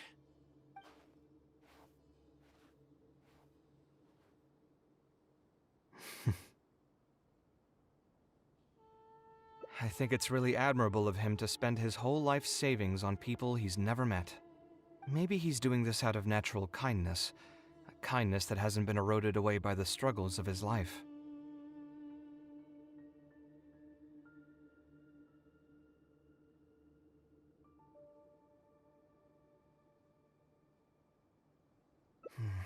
Perhaps. To clarify, though, I don't think I'm quite the same. Some people call me an idealist. I do have some sentiments of that general persuasion, such as wanting everyone to be able to lead a happy life. But my situation is more complex than that. In the beginning, what drove me to harbor those thoughts was less idealism and more a desire to make up for a sense of guilt. When I was young, I impulsively encouraged my father to take part in the first Inter-Darshan Championship, hosted by the Academia. He set off confidently hoping to win something for me, but failed to clinch the title. What's more, he fell into depression after the competition, and requested to join an investigative research project in the desert. I never saw him again. Word has it that he got caught in quicksand. Even if other factors may have contributed to his death, the fundamental cause still circles back to me. I started doing many things in life because I wanted to make amends. Even in cases where I couldn't do something for a specific person, I still did whatever I could. I think I just wanted to make myself feel a little better.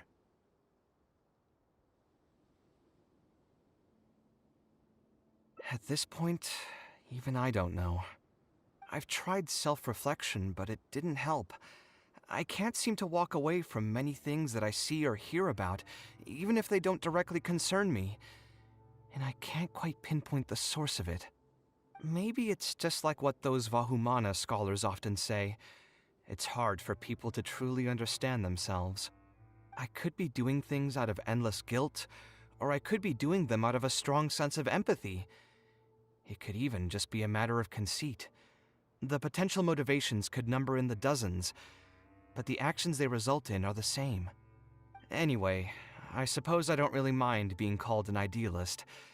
They also used that term to describe my father. It seemed to carry fewer connotations back when he was around. I've known Alhaitham for many years now, and discussed my ideology with him for nearly as long. Maybe argued is a better word for it.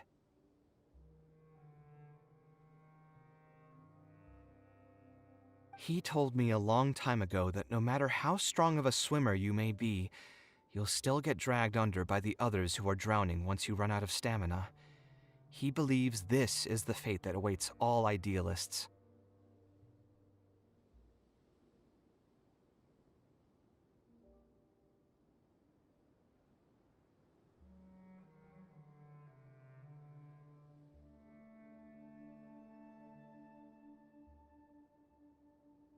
I still believe I should live by my ideals, and I've given him countless reasons why I think it's a good idea to do so. Perhaps my ideals are flawed, but are there really any perfect things in this world? Unfortunately, he remains unconvinced. His personality is the exact opposite of my own.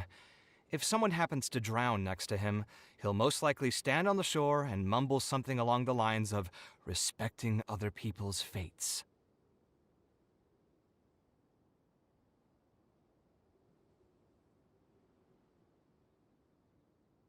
But as you can see, I'm not the only idealist in the world. Just as there are different seasons, there are also different people.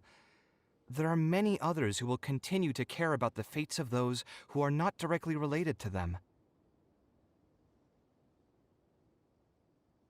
And when I finally run out of stamina, someone will also reach out and bring me back to shore.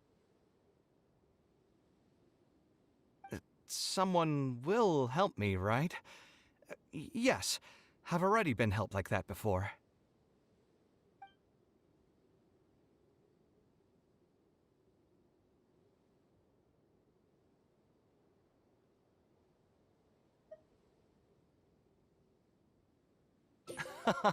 But you've helped me plenty already. If you didn't reach out to me, I would probably be passed out on the tavern table right now instead of talking with Badawi. Either way, I'm feeling much better than when you first found me at the tavern. I can feel inspiration already welling up inside of me. Maybe this will be just the opportunity I needed to create a whole new style. All right, let's head to Aru Village.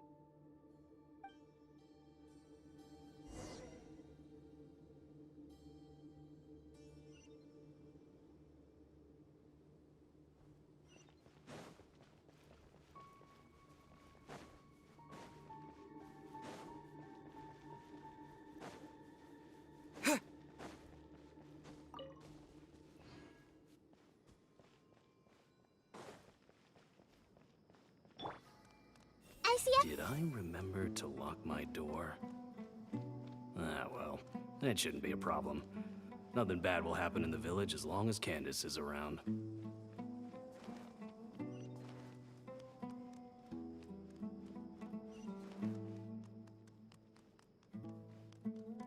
Everyone who... I should have given that brat a good scolding ages ago.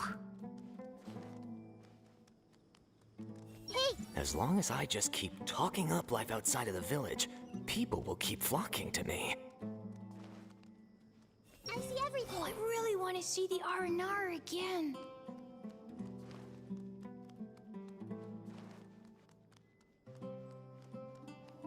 Everyone hold it. I must remember to add less salt the next time I cook.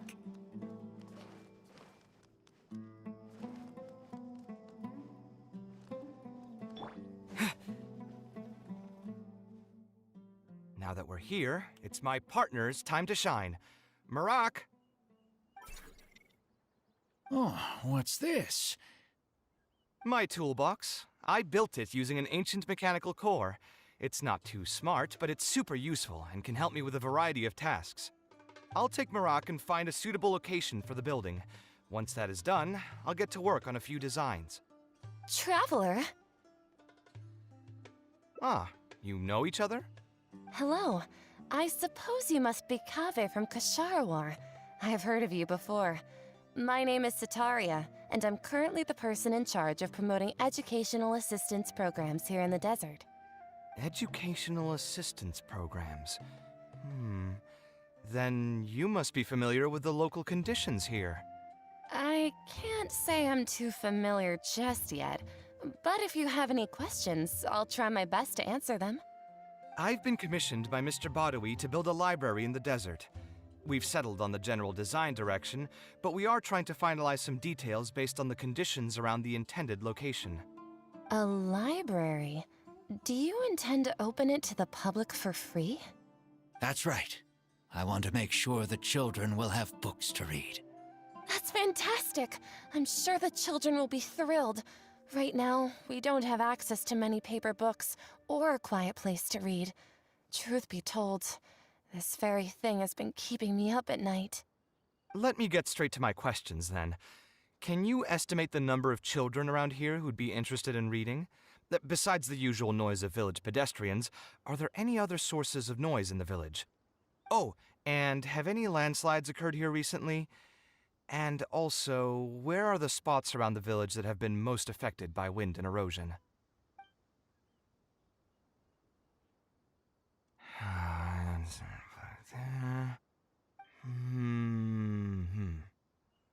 All right, that should be everything.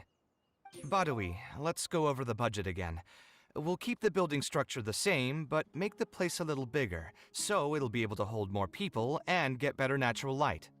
The parts of the project that cost the most will be the insulation and ventilation materials. I'm sure you understand, no one likes to read in a place that's hot and stuffy. I want to make significant changes to the arrangement of the bookshelves, tables, and chairs.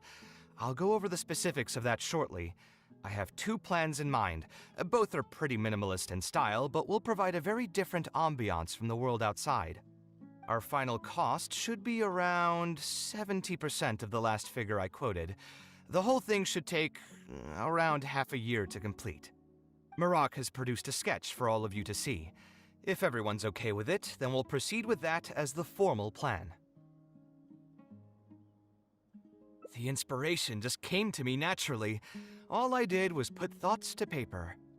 I must give you credit, though.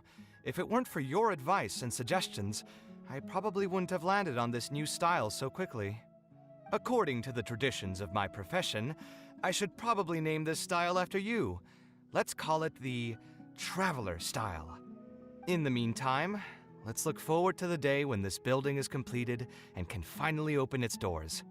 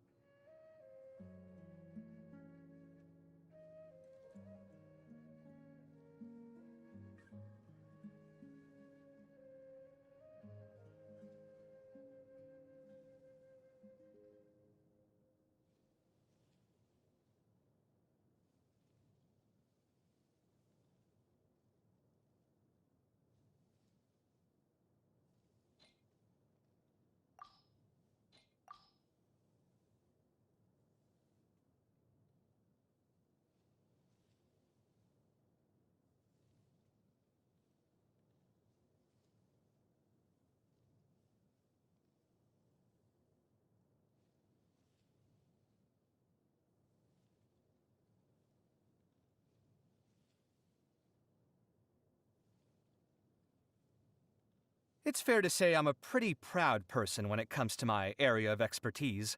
Most scholars are when talking about their chosen fields. After all, we build our whole lives around it. I mean, if I ever stopped taking pride in my own work, then I would also forfeit the right to have any expectations of myself or anyone else. Aesthetic isn't the #1 priority in my work, and nor should it be. Quality and safety are paramount. But I never neglect the artistic side either. That's what sets my work apart from others. You must have seen the Palace of Alcazarzaray before. That's my magnum opus. I sacrificed so much for that. Everyone else thought I'd lost my mind.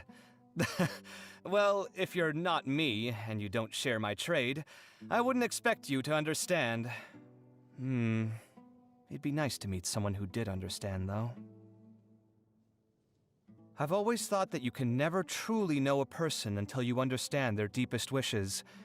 But once you start exploring hopes and dreams, whether they're your own or someone else's, it can be a dangerous journey. You might unlock something that can't be put away again. Not everyone can face the potential consequences of that. I almost don't want to say this out loud, but sometimes hopes and dreams bring suffering instead of happiness. Luckily, I don't mind my vision.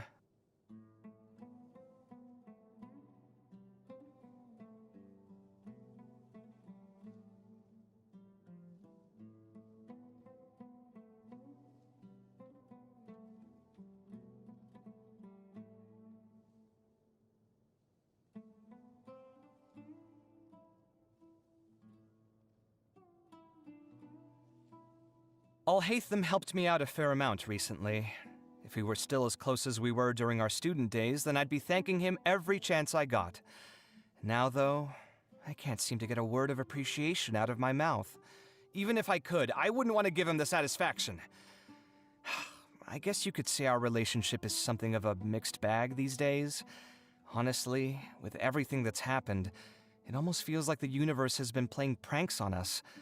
It's hard to make sense of it all. Too much to process for one lifetime. I will say that it's not every day that you get to know someone like him. I just wish he could rein in some of the worst excesses of his personality. Okay, yeah, that's never gonna happen.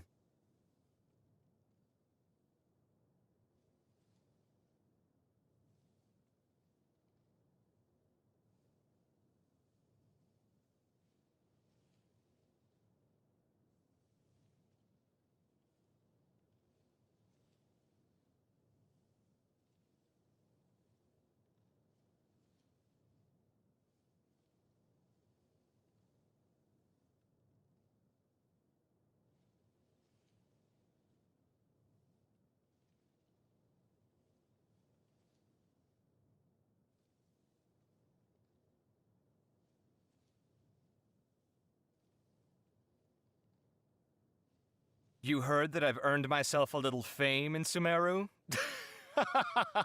Don't believe everything you hear. They're exaggerating, trust me. It's easy enough to make a name for yourself in Sumeru if you stick around here long enough. Honestly, I think managing to keep a low profile would be more of an achievement. I hope you didn't hear about me because of my bankruptcy scandal, though. If you're actually willing to hear me out, I could tell you about some of my more redeeming qualities. You're not thinking about enrolling in the academia, are you? Well, if you do sign up, from a pragmatic standpoint, I'd have to advise you to steer well clear of design. Don't get me wrong, it's a fascinating subject to study, but the work is brutal. I spent some time working under one of my seniors after I first graduated, and they worked me to the bone every day. I was constantly being ordered around like a pack animal. I really don't know how I survived for as long as I did. While everyone's aesthetic preferences differ to a point, beauty is, on the whole, a pretty concrete concept. I do think it's possible to establish some basic objective aesthetic standards. It's possible to improve your aesthetic appreciation, too, although it takes a lot of time to get the experience.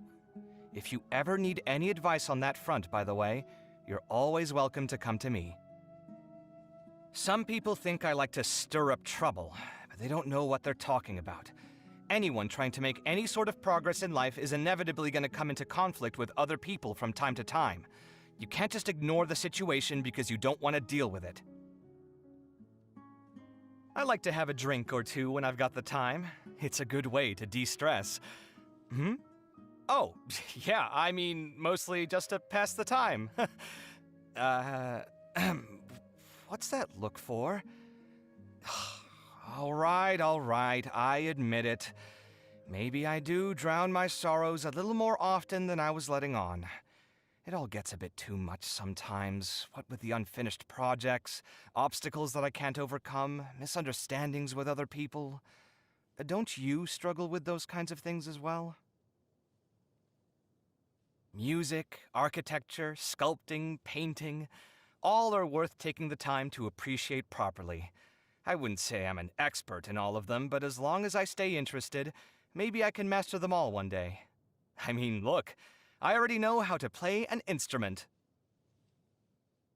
My troubles?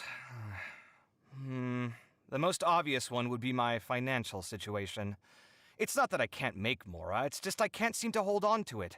So many things in life require money, and if you're not careful, it just disappears. Don't worry about me, though. I'm a lot better than I used to be. I'll be more careful to live within my means in the future.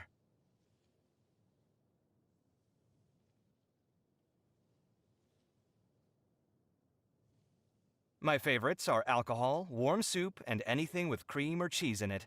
Oh, and I'll never say no to fresh fruit.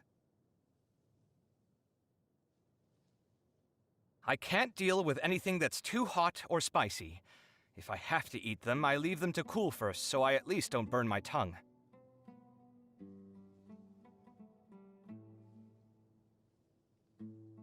Is it your birthday today? Well, congratulations! Birthdays are important days, and it's also one of those days in the year that gets you thinking about your family. However you spend today, I hope it makes you happy.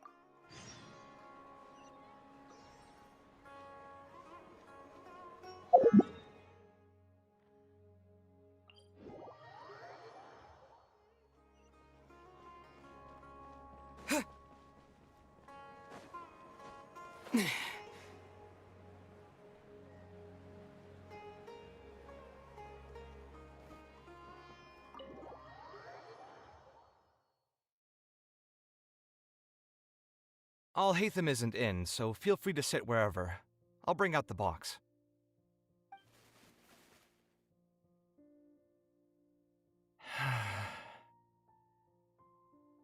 Oh, nothing. I just didn't realize how much time had passed. The box is pretty dusty, which means it's already been a while since I've moved into this place, and many years since my mother moved to Fontaine.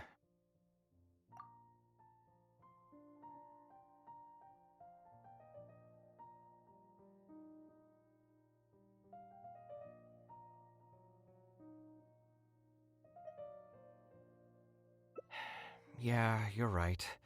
Although I was hoping to find some words of wisdom from my mother, if I stop and think about it, her words may not be the advice that I need to hear right at this moment. Everyone's life journey is different. Traveler, you've visited many lands and met many people, so I'm sure you've run into situations where some advice wasn't exactly suitable for the situation at hand. Ah, I just got an idea though. If I want to rekindle the creative passion that I had before, instead of trying to unlock an old notebook, why don't I take a walk around the parts of town that had changed my life? What do you think? I'm glad you agree. Then let's start by taking a quick stroll around the academia.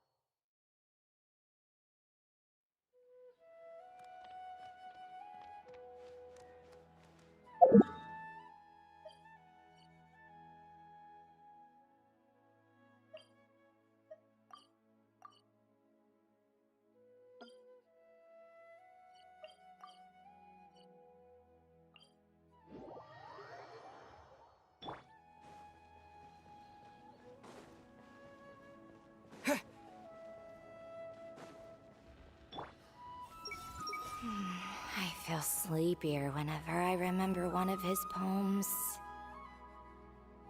Everyone hold hands! I should probably make an admission brochure and put it up on the side.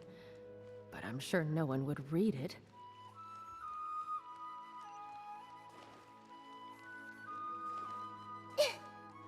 Hey! So, what is a vision actually made of? I see everything!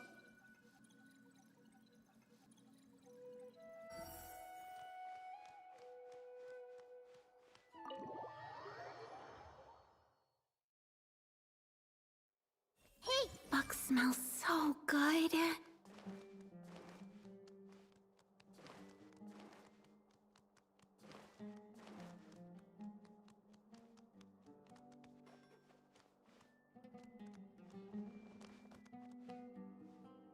Everyone hold hands!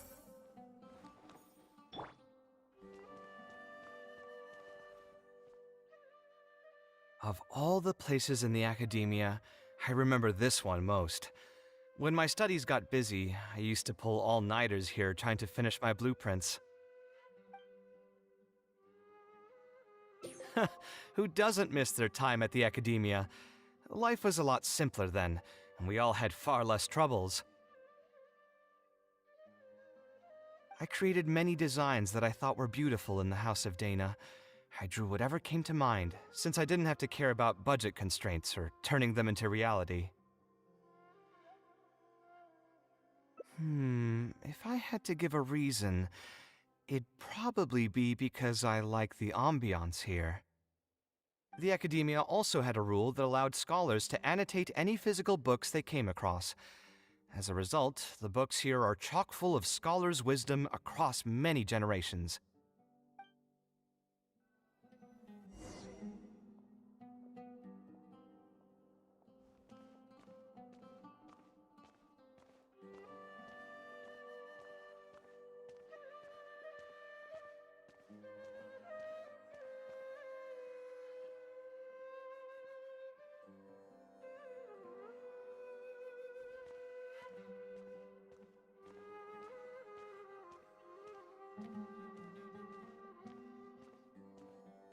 Oh, here, this is a great example.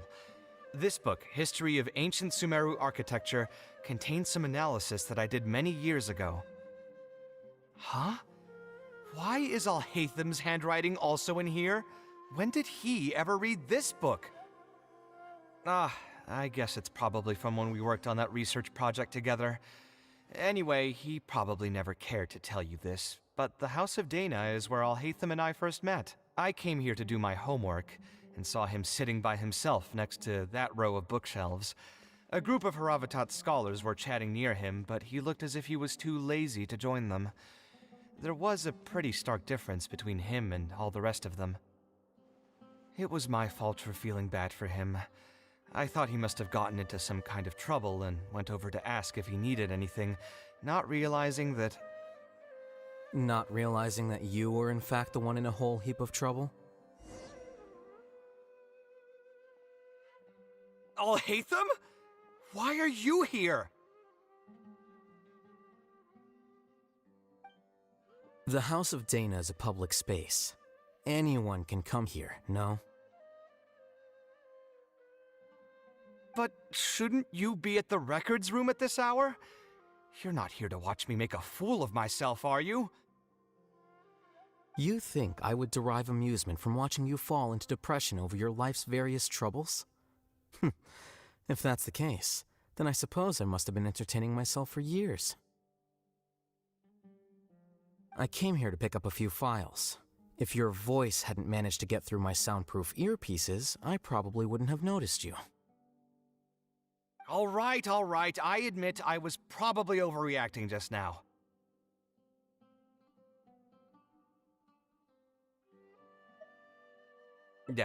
Probably not when he's right here with us. As his senior, I shouldn't try to tarnish his reputation. There was nothing embarrassing or shameful about it. When I was still a student at the academia, I once collaborated with Kaveh on a research project. A collaboration is usually beneficial for all parties, but due to issues with our personalities, we ended up going our separate ways before completing the project. We had a number of differences, and they remain unresolved even today. But there's no point going into that right now. The more important question is, why are you at the House of Dana? As a senior scholar, isn't it my responsibility to offer my friend a quick tour and explanation of the Academia's architecture? I see. Then let me guess. Your next stop will be the pavilions around Razan Garden?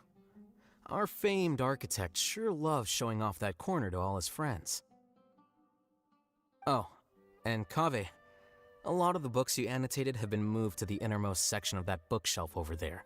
You'll have to dig them out yourself if you need to find them. Huh? But why would you know that? Don't tell me you finally had an epiphany and realized that there's great virtue in respecting your elders' work.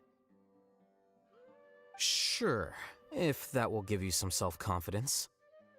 Leave any words of thanks you may have to the ex-Grand Conservator. The last time he was here, he was complaining that he had received reports from current students. The main grievance being that the annotations are too long and difficult to read. As a result, the books you annotated have been moved to the back shelves. What? But all of my annotations were extremely important. Instead of reporting me, they should have been thanking me for my service. The notes that I took, they couldn't have asked for a better analysis of those books. Okay, just you wait. I'm going to fix this right now. I'll dig all the books out and return them to the proper shelves. Oh, we'll wait. Anyway, you were about to say he's feeling a bit down?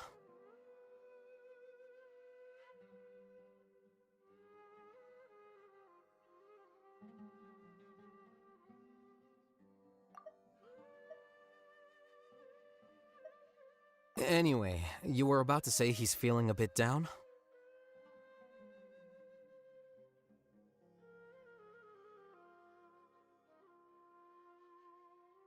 Put through the ringer. What an interesting phrase. I assume he used those exact words himself. He probably did suffer quite a bit, that's true. He always spends a lot of time editing his proposals, with the goal of satisfying as many of the client's preferences as possible. But the satisfaction of one client will not translate to general satisfaction with his work. Many problems in life can only be solved by a fundamental change of attitude. As the leading genius of Kshahrewar, Kaveh should have both the right and the confidence to reject any unreasonable demands.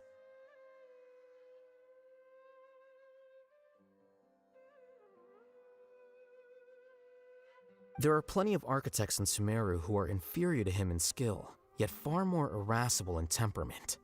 What's more, there are plenty of people who look up to such individuals as paragons of staying true to one's principles.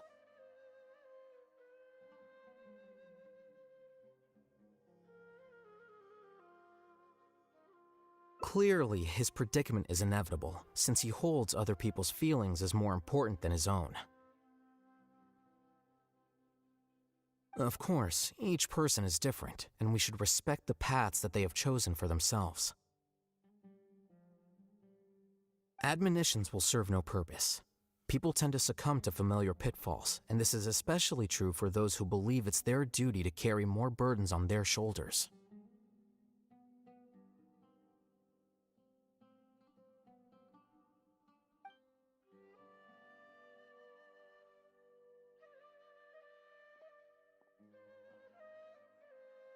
Looks like you were having an enjoyable chat while I was gone. Were you talking about me by any chance? What do you think? What else is there to talk about? Surely no one would be interested in talking about the files that you were browsing through earlier.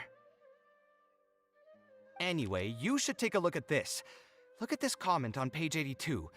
Dear Kaveh, thank you so much for annotating this book in such detail. It was a great help to me.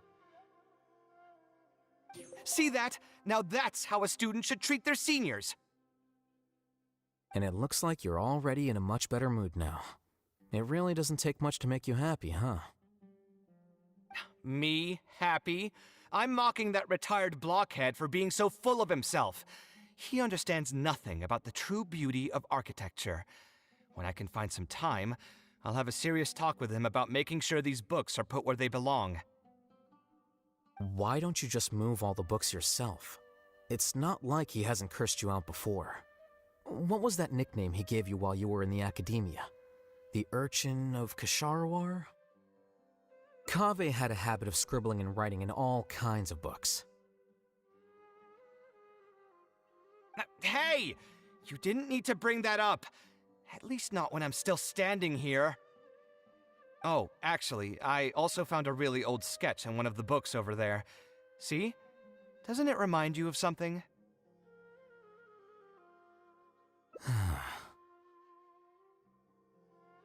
Huh? Don't tell me even you don't get it. Don't ask me. This is the time you specifically put aside to brag about yourself. Feel free to hoard all the spotlight you want.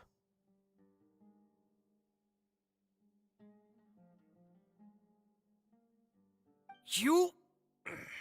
In that case, allow me to explain. Although this sketch is a little abstract, you can plainly see from the road plans that this was an original concept for the expansion of Port Ormos.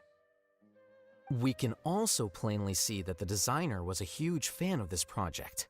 It's the project he loves to talk about the most, second to the Palace of Alcazarzaray. If I don't keep bringing up the neat projects that I've done, how would anyone know that I was the one who did them in the first place? There shouldn't be any complaints about Port Ormos. If I remember correctly, the construction process was very smooth, everything was made ready ahead of time, and there were very few safety concerns. There are indeed no records of any complaints about this project. A most impressive achievement. See? What did I tell you? Come on, let's take a stroll through Port Ormos next. I'll tell you all about the designs I made for the place. No need. It's almost time to clock out for the day, and I don't intend on bringing any unfinished work home.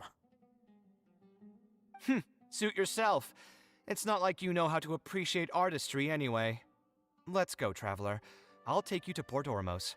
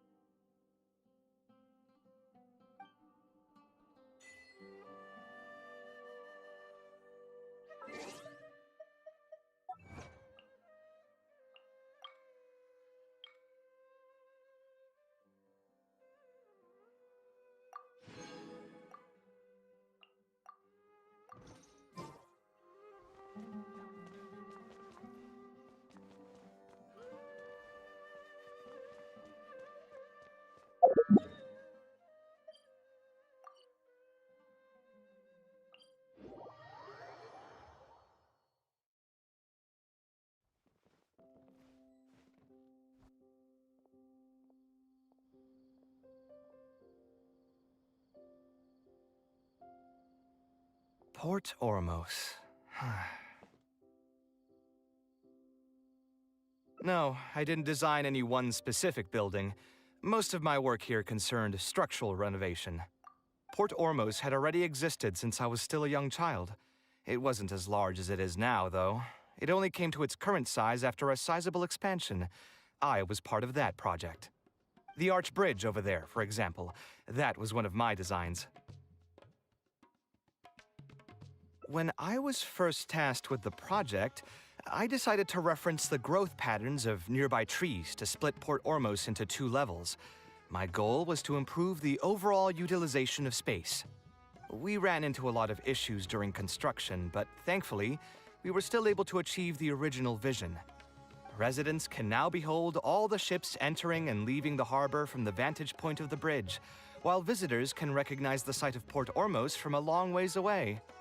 I was still young and new to the trade back then. I could hardly believe that an idea in my head could become reality and remain in the world for many years to come. The true cornerstone of the creative process. The point about the design that will be ultimately used to judge its true worth. It was the first time that it became crystal clear in my mind. Once built, a building will continue to stand. Countless people will see it, and countless more will step inside it. Its final worth, whether it's good or bad, will be assessed by the countless generations of people that interact with the building during their lives.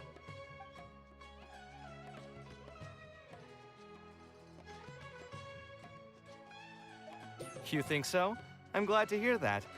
But even with this project, I still had one small regret.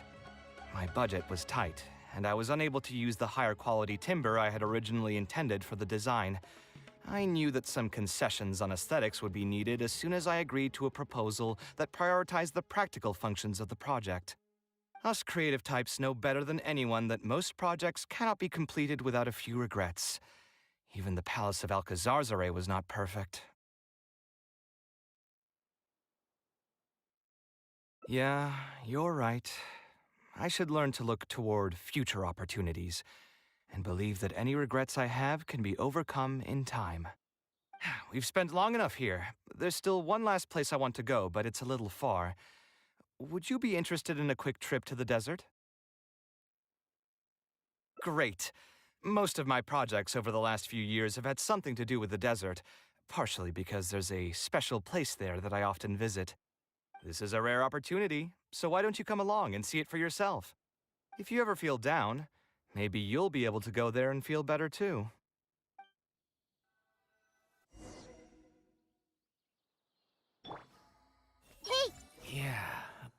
project with unlimited funding would be great.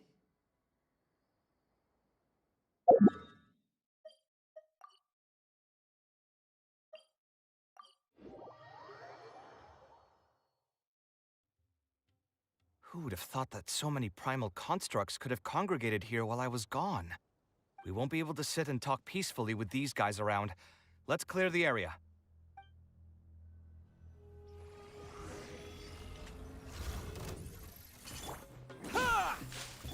Everyone hold hands! Ha!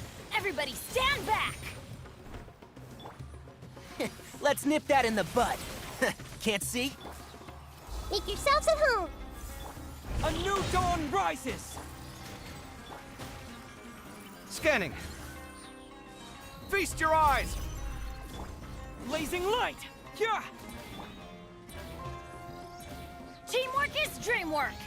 I'll uproot you!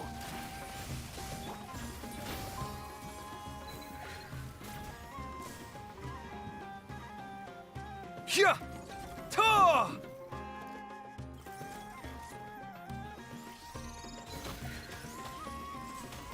Hey-ya!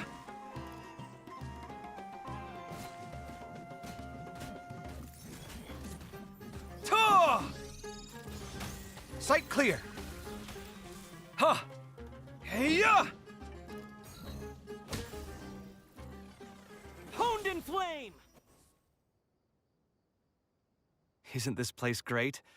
I often come here to clear my mind when I'm dealing with a difficult situation. You know what I mean. Everyone finds themselves in frustrating situations once in a while. Just take me as an example. My family life got shaken up quite a bit when I was young.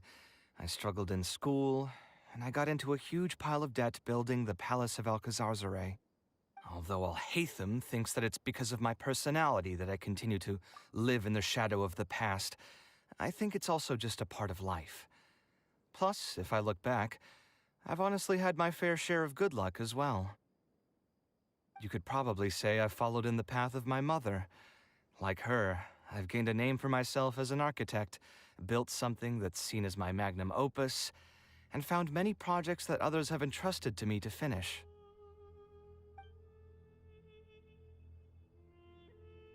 Life is too boring when you live with no enthusiasm and passion. Only those who believe in the inherent meaning of it can capture the small nuances of everyday life and turn them into inspiration for beautiful designs. Of course, I will concede that loving something also means taking it to heart. So to an extent, caring is also a source of pain. If I didn't love my work, I wouldn't be so torn up about it all the time. But still, isn't this place beautiful? Despite the erosion from the winds and changing seasons, you can still perceive its past beauty and glory. With different landforms come different architectural styles. The desert's history has left it with few records regarding its buildings, so I often visit the desert to investigate things in person. The sight here has moved me ever since the first time I laid my eyes on it. I told myself that one day, I would also be able to create buildings that move others. My pain will one day fade into nothing, just as I reach the end of my life. But buildings are different. They are far more valuable than most materialistic things, and far more durable than human flesh. As long as there remain souls in the world who can decipher the meaning behind them, they will also have acknowledged me across the vast stream of time. If you were to ask me what art is, that would be my answer. You think so? But I feel I've always been like this. Remember that question I brought up before? The one about whether I should see art as a divine gift of inspiration from the gods, or as a product of my own existential struggle. I still haven't found an answer to that yet, but if art wasn't inherently paradoxical and enigmatic, then people probably wouldn't be drawn to it. Those who pursue art will be unable to avoid the pain that it naturally brings. Will often be floating on cloud 9 one second and sinking in a mire the next. I'll try gathering my thoughts again once I've found a way to define art in the first place. In any case, thank you so much for listening to everything I had to say.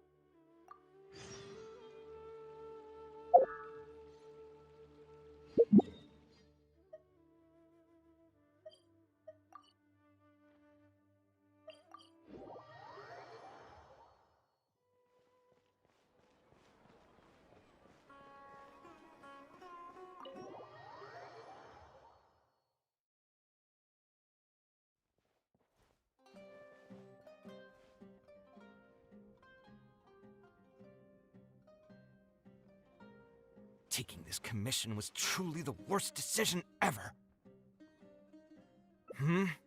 Oh, hey, I wasn't expecting to run into you here.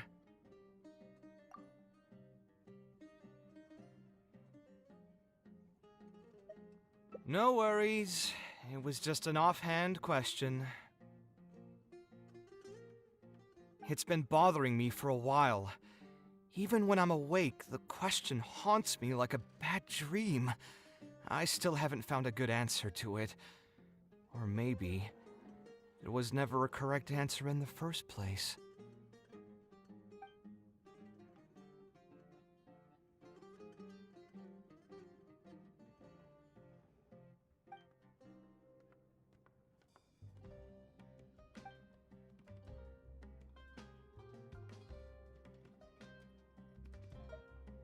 Sounds great to me.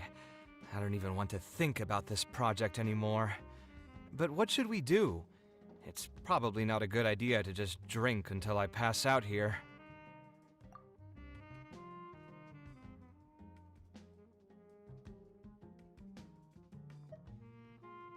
A different career. I see. That's not a bad idea. I think I've heard a saying somewhere before. 80% of a working adult's woes are due to not having enough mora in the bank. It's just a saying, of course, but even I will admit that my life would be a lot better if I could make additional mora. And if I want to make mora, I should finish that ridiculous commission. But I really can't find it in me to go back and talk to him right now. Hold on. I just remembered that I used to have a senior classmate by the name of Alkami. If memory serves me right, he's no longer taking private commissions, but he's still doing pretty well for himself. Maybe I'll be able to get some advice from him. Yeah, I should get on this right away. No more wine for me today. I'll grab the bill and be on my way.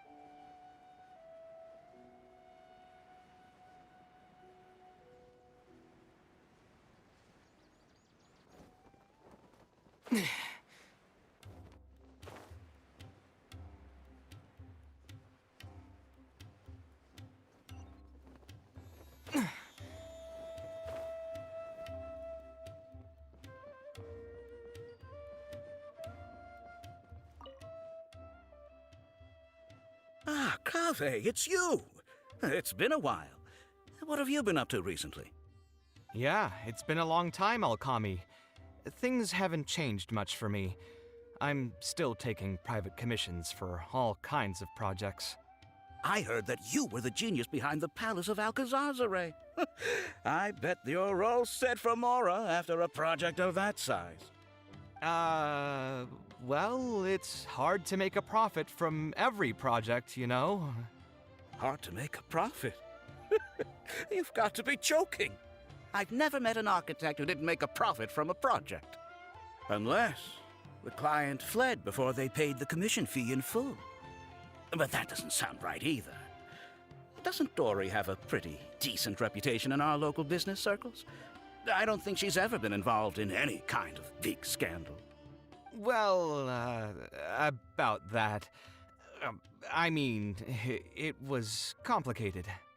I understand. Either way, doing one project after another sure gets exhausting over the years, huh? I've been there, so I can feel your pain. I mean, I obviously never had your reputation to live up to. That must have been stressful.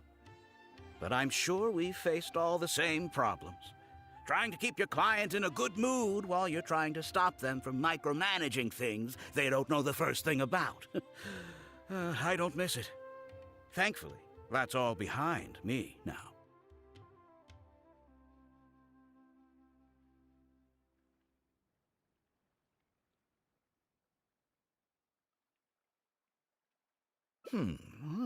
Not exactly. My work is still closely related to architecture. Judging from the look on your face, you're still strapped for Mora. That's quite unfortunate. You're the most artistically gifted graduate the Kasharawar Darshan has seen in decades. But it looks like you still have a lot to learn in terms of making Mora. With that said, us Kasharawar grads should still look out for each other. What if I told you about an idea that'll absolve you of all your Mora troubles going forward? Are you serious? But something like that has got to be some kind of top-level business secret. Are you sure you can just share something like that with me? Besides, I don't want to just take something like that without offering anything in return. I still have a little Mora. Or is there something that I can help you with?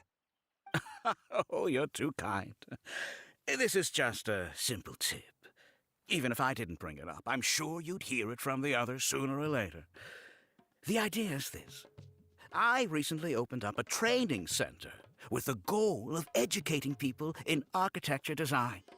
Compared to the classes taught by those old fossils at the academia, my classes are more condensed and streamlined and will allow people to quickly get their foot in the door.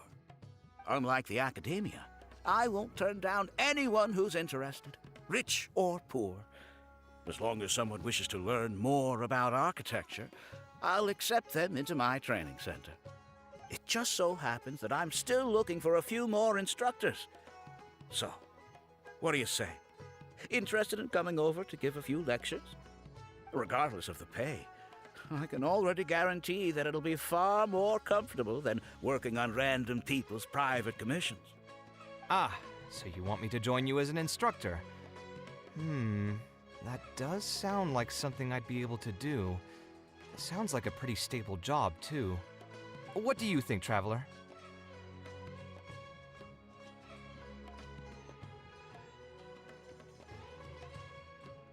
Then it's a deal. Yes, it's a deal. Thank you, Alkami. Oh, like I said, there's no need to thank me for this. The lecture room is not far from here, so you can just come straight here tomorrow morning. As for the pay, how about we start at 300,000 Mora per lecture? 300,000? Are you serious? How could you offer so much? It would seem that you're still oblivious to your own economic worth. 300,000 is nothing compared to the prestige of having the Light of Kasharawar as one of my instructors. 300,000 is also just the base rate. Just trust me on this. The longer you stick with me, the more you'll come to understand your true value in the market. I have to go make some preparations now. See you tomorrow. I was never particularly close with Alkami when we were in school. Who would have thought that he'd be so nice and friendly? I've hosted free lectures before, but this would be my first time being hired to lecture for a formal business. 300,000 mora per lecture. Whew! I'm so excited that I'm starting to get nervous. Thanks so much. I think I will be able to relax a bit more with a friend in the audience.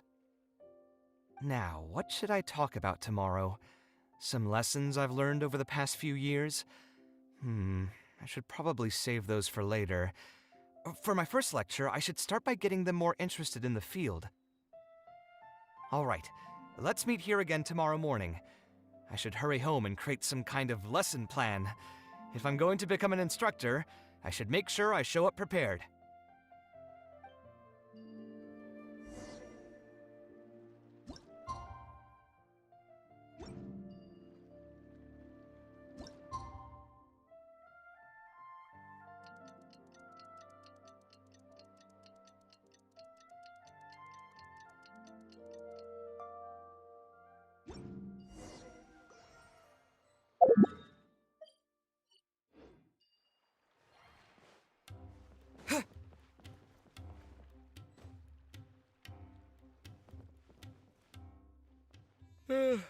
Oh, I didn't expect you two to get here so early.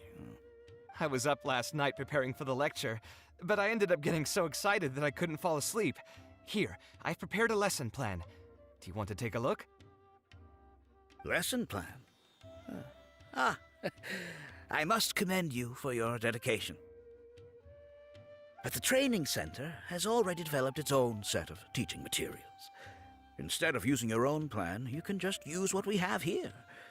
Of course, you're always welcome to work in some of your own content to add some fun and flavor. Sure, be my guest.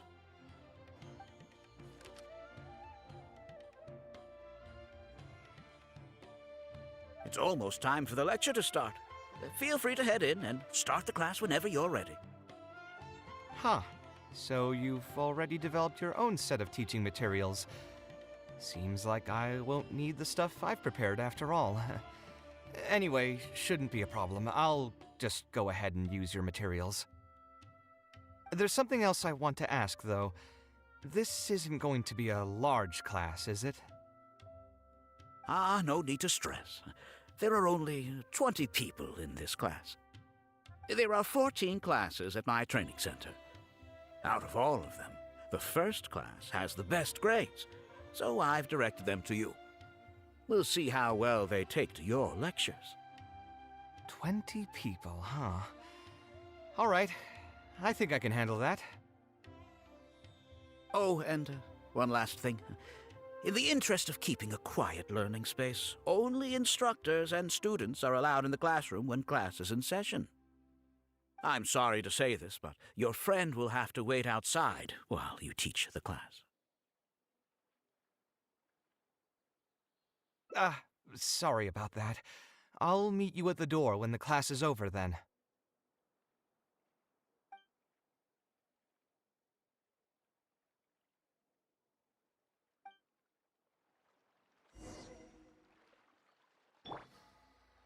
Everyone hold hands! You know what they say. Knowledge is the key to changing someone's fate. I bet he's living the dream.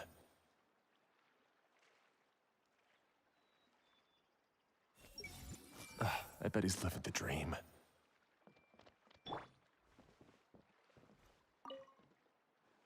Hey there. Can I help you? Oh, Alkami? You mean that rich guy who's been making quite the name for himself? Yeah, he commissioned a set of furniture from me a while back.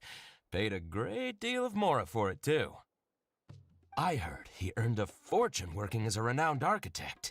Now he's opened a training center so others can follow in his footsteps. If the tuition wasn't sky high, I'd enroll my child in a heartbeat. Architecture really sounds like a lucrative profession.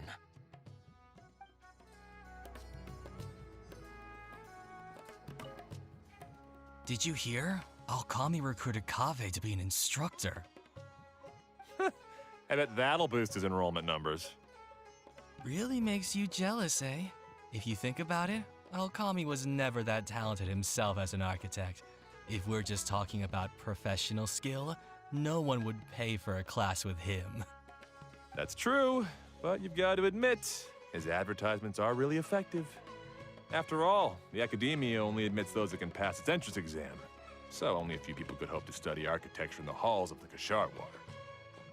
For those who can't pass the exam, or who just want to jump straight into the industry, the training center is the best bang for the Mora. Man, to have that kind of business acumen.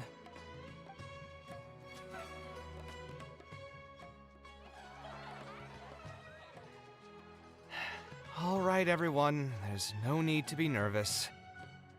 Class is over, so we can just chat for a bit.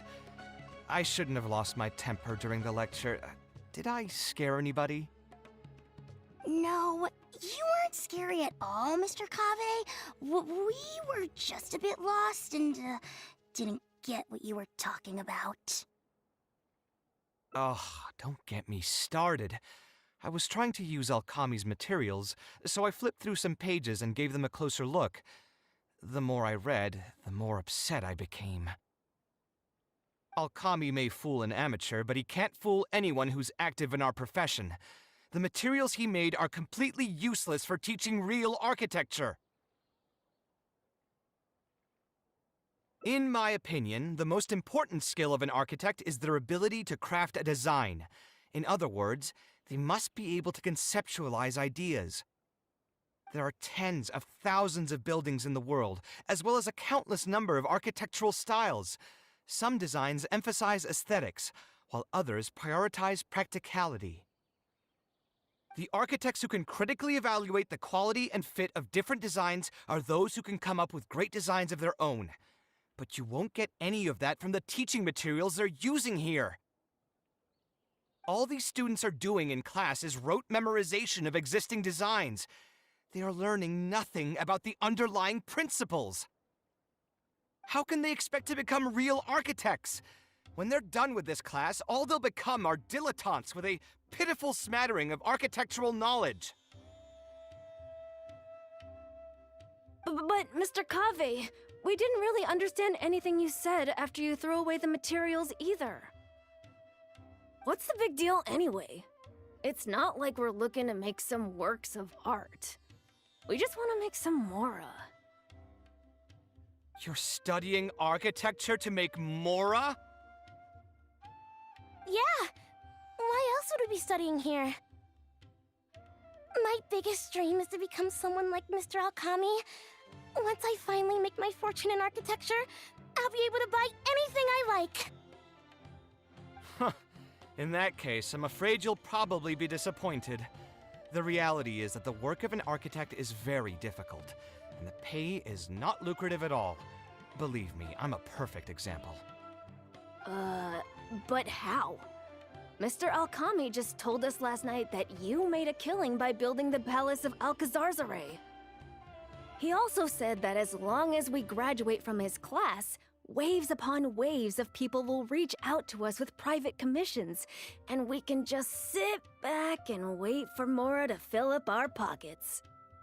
It won't be long before I can put these miserable days behind me. Come on. And you all believed everything he said? But Mr. Alkami is really rich, isn't he? You... It's pointless trying to argue this with you right now. You've already filled your heads with pipe dreams. Let's go, Traveler. Let's hear about Alkami's true plans from the man himself.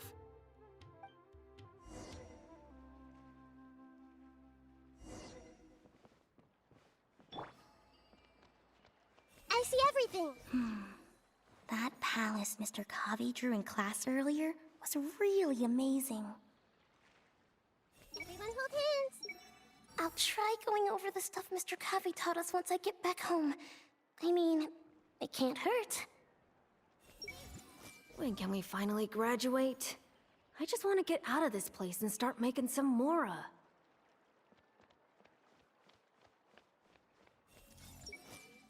that the word is out, I'm sure more students will sign up for classes.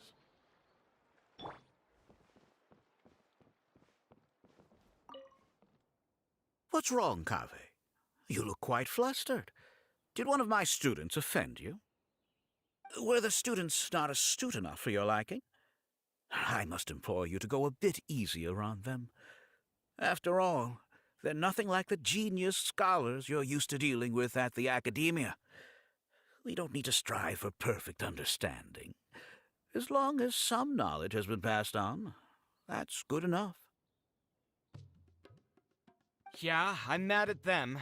But I'm even more upset that you're scamming people under the guise of teaching them about architecture.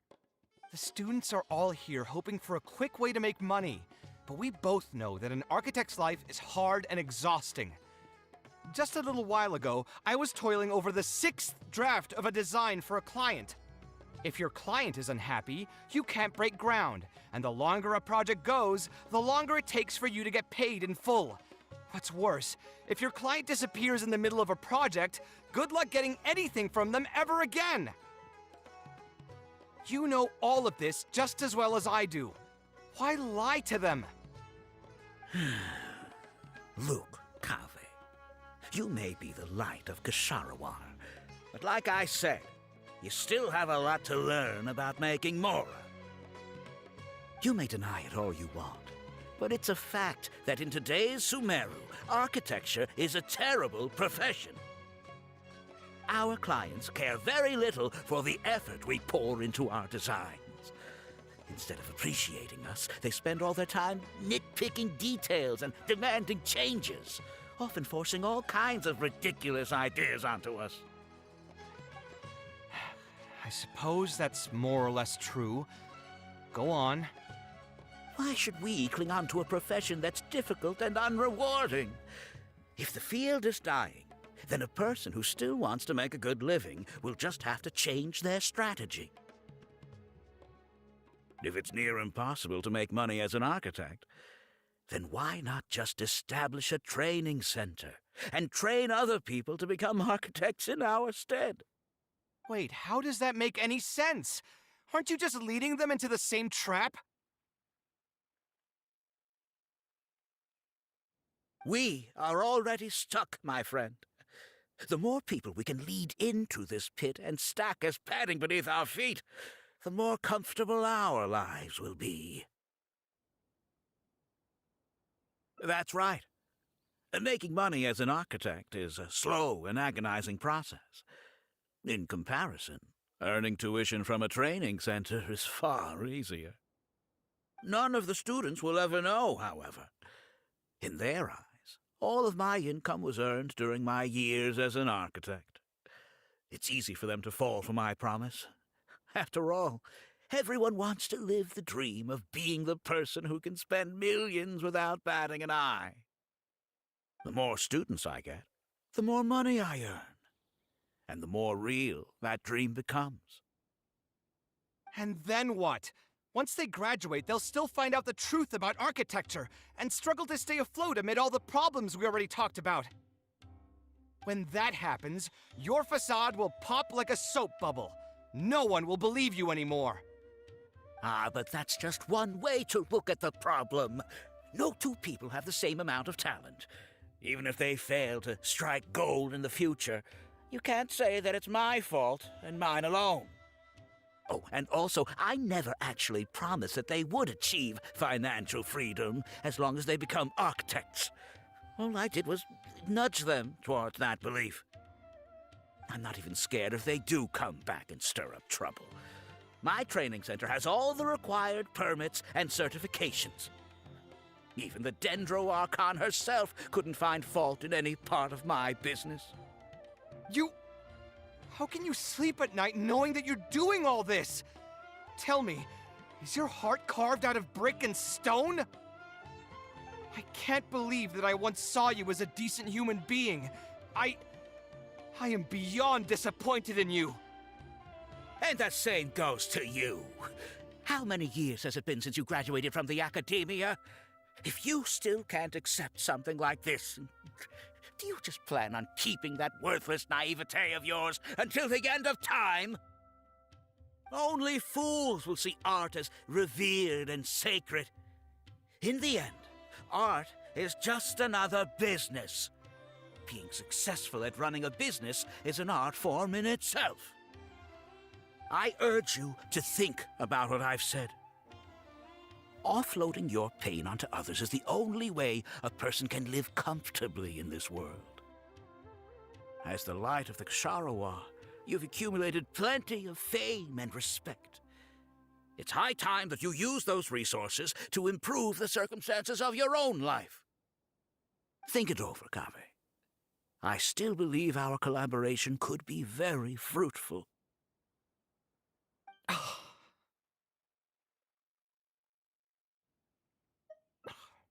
I'm so mad, I feel a headache coming on. There's nothing more I can say to him. I'll resign from my position as instructor.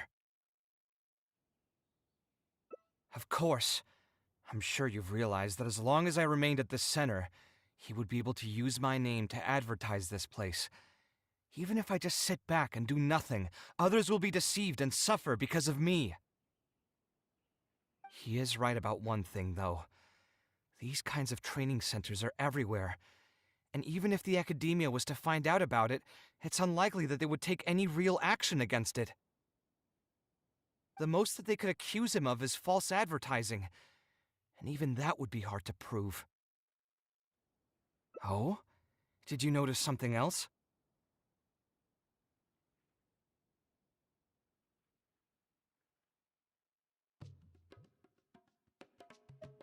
Yeah, you've got a point. The rate he gave me was 300,000 mora per lecture. That probably came out of the students' tuition. And who knows just how much he's been charging the students for attending his classes. If you're gambling everything on making it rich as an architect, are you really going to have the mora to pay for that kind of tuition? Right. We should hurry. The students didn't believe a word I was telling them. They're still daydreaming about making millions. We're never going to get any information from them again if we let Alkami talk to them first. Let's move now before he's had the chance to react.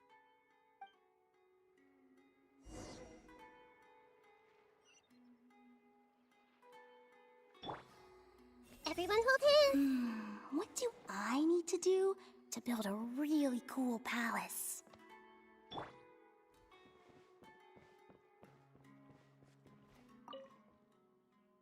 Oh, Mr. Kaveh? What are you doing back here? Class finished a while ago, but you're still here. Why haven't you gone home? I wanted to stay for a little longer.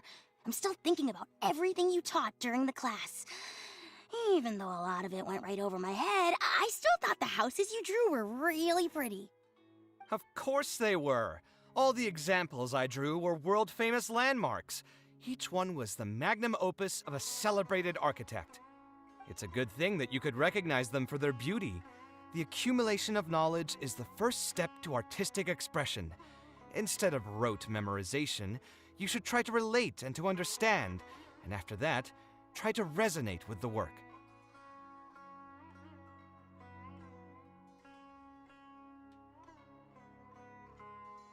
Resonate? Yes. When I first got into architecture, there were many things about it that I couldn't understand at all. I would find a building to be beautiful, but have no idea what made it so good. And for most people, just being able to admire a building is enough. To become a good architect, however, you must also learn to assess and appraise.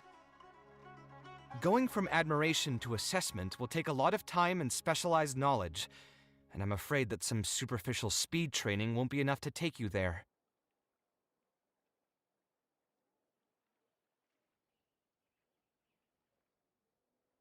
Just as I thought. Becoming an architect won't be as easy as Mr. Alkami made it out to be, right? I'm sorry. I'm not trying to crush your dreams. All I want to tell you is that an architect's life is not as carefree and easy as others may make it out to be. I understand. Thank you for telling me the truth, Mr. Kaveh.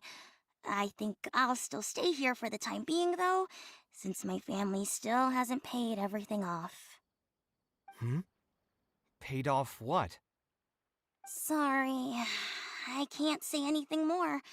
Mr. Alkami made it very clear that anyone who talks about it will be kicked out of the class. Don't listen to him. I am the most famous architect in Sumeru.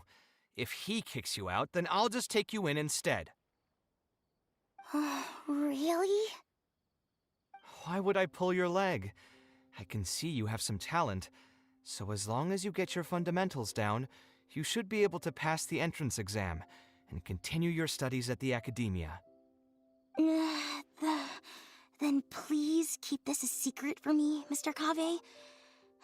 Truth be told, my family is not very well off, so we couldn't really afford the tuition for this class.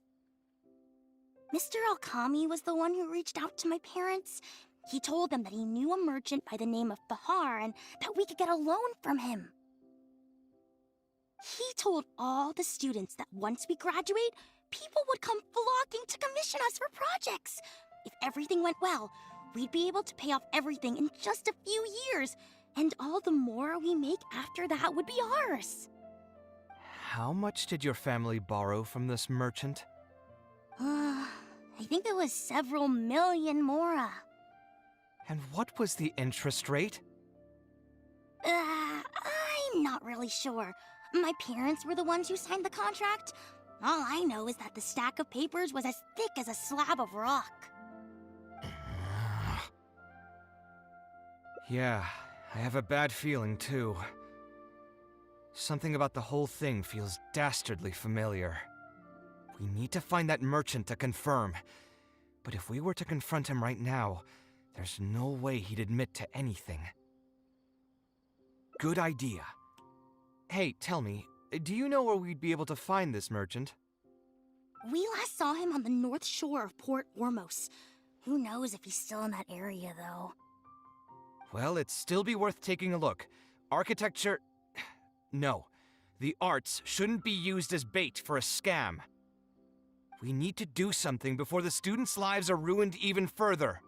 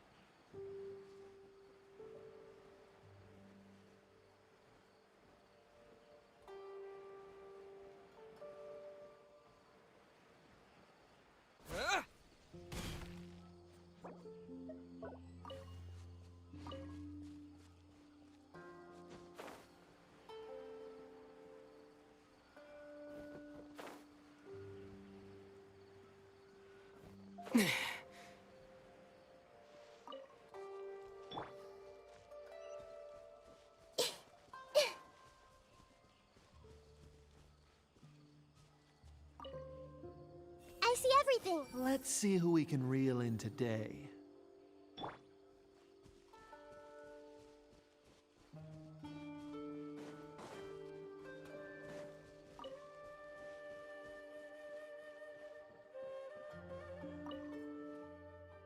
Oh, I don't think I've ever seen you guys before. Here for business? You're Fahar, right? Yes. May I ask who introduced you? Alkami. My friend here wants to enroll in his architecture class, but they're a bit short on money. Alkami told us you're the man to go to in this kind of situation. Oh, sounds like his business is booming. How much do you need? Let me see. I'd say around 3 million mora. Oof, you call that a bit short on money? Anyway, since you're here because of Alkami, I can work things out for you. Make sure you sign the contract, though. Lots of people are borrowing money from me nowadays. Here you go. Don't worry, there's nothing particularly unusual about it. All you need to do is pay back the loan in full within 3 years. And what if they won't be able to pay it back? What do you mean, won't be able to pay it back? Once you graduate from Alkami's place, you'll be making millions of mora a year. Easy! At that point, paying this off will be a piece of cake.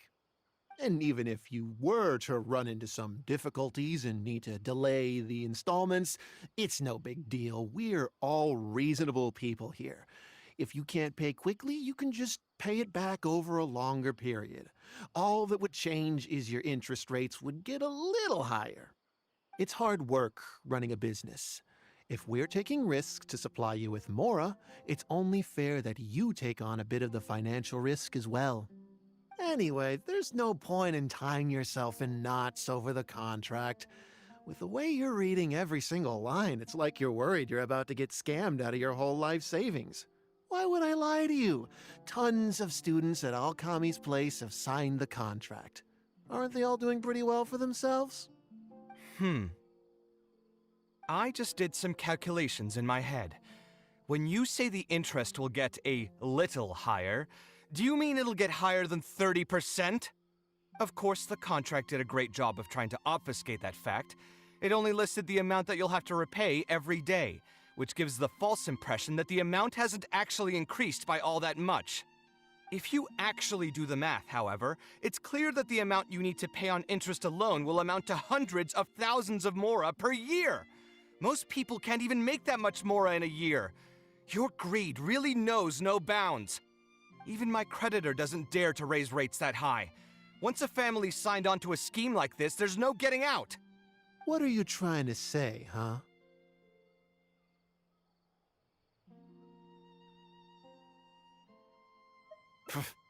I figured something was off when two well-dressed people came looking for a loan. Think you got the better of me? Too many people are sticking their noses where they don't belong these days. Luckily for me, though, this is a pretty secluded spot. Hey, come out and teach these guys a lesson! Eremites? I've already fought off more than my fair share of them when I was working in the desert. There are only a few of them, so they shouldn't pose much of a threat. Marak, you're up! That's close enough. Scanning! Hey! One with the forest. Blazing light!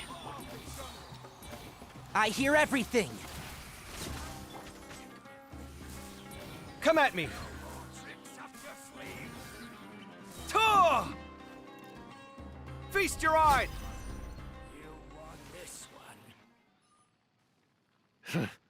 Who are you and what do you want? I don't think we've done anything to hurt or offend you, so why go this far to destroy my livelihood? Debt has the power to upend your whole life. I know very well just how miserable living in debt can be. But my debts are the culmination of many different factors, and my interest rate is still somewhat reasonable. As long as I continue to work with my situation in mind, my debts will eventually be paid off. But these students are different. They have neither the mental preparation nor the financial resources to pay back a debt like this. You sold the dreams of becoming an architect to the students as bait, urging them to take on insurmountable amounts of debt to satisfy your greed. Ha! Everyone knows there's no such thing as a free lunch. It's their own fault for falling into the trap. And if we're going to talk about greed, aren't those students the ones who are blinded by it? They completely ignore the risk that's right there in front of them. Ha! And here comes the silver tongue. Surely you use that to reel in the students as well. Even now, many of them are still hopelessly dreaming of striking gold after they graduate. People grow by learning from their mistakes. I hope this will be a valuable lesson to them.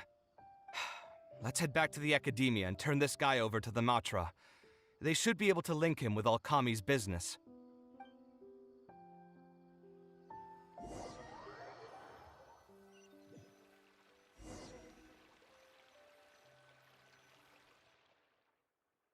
Sino? Didn't think I would run into you here. My vacation just ended not too long ago, so I'm going over some cases at the academia. Who's this?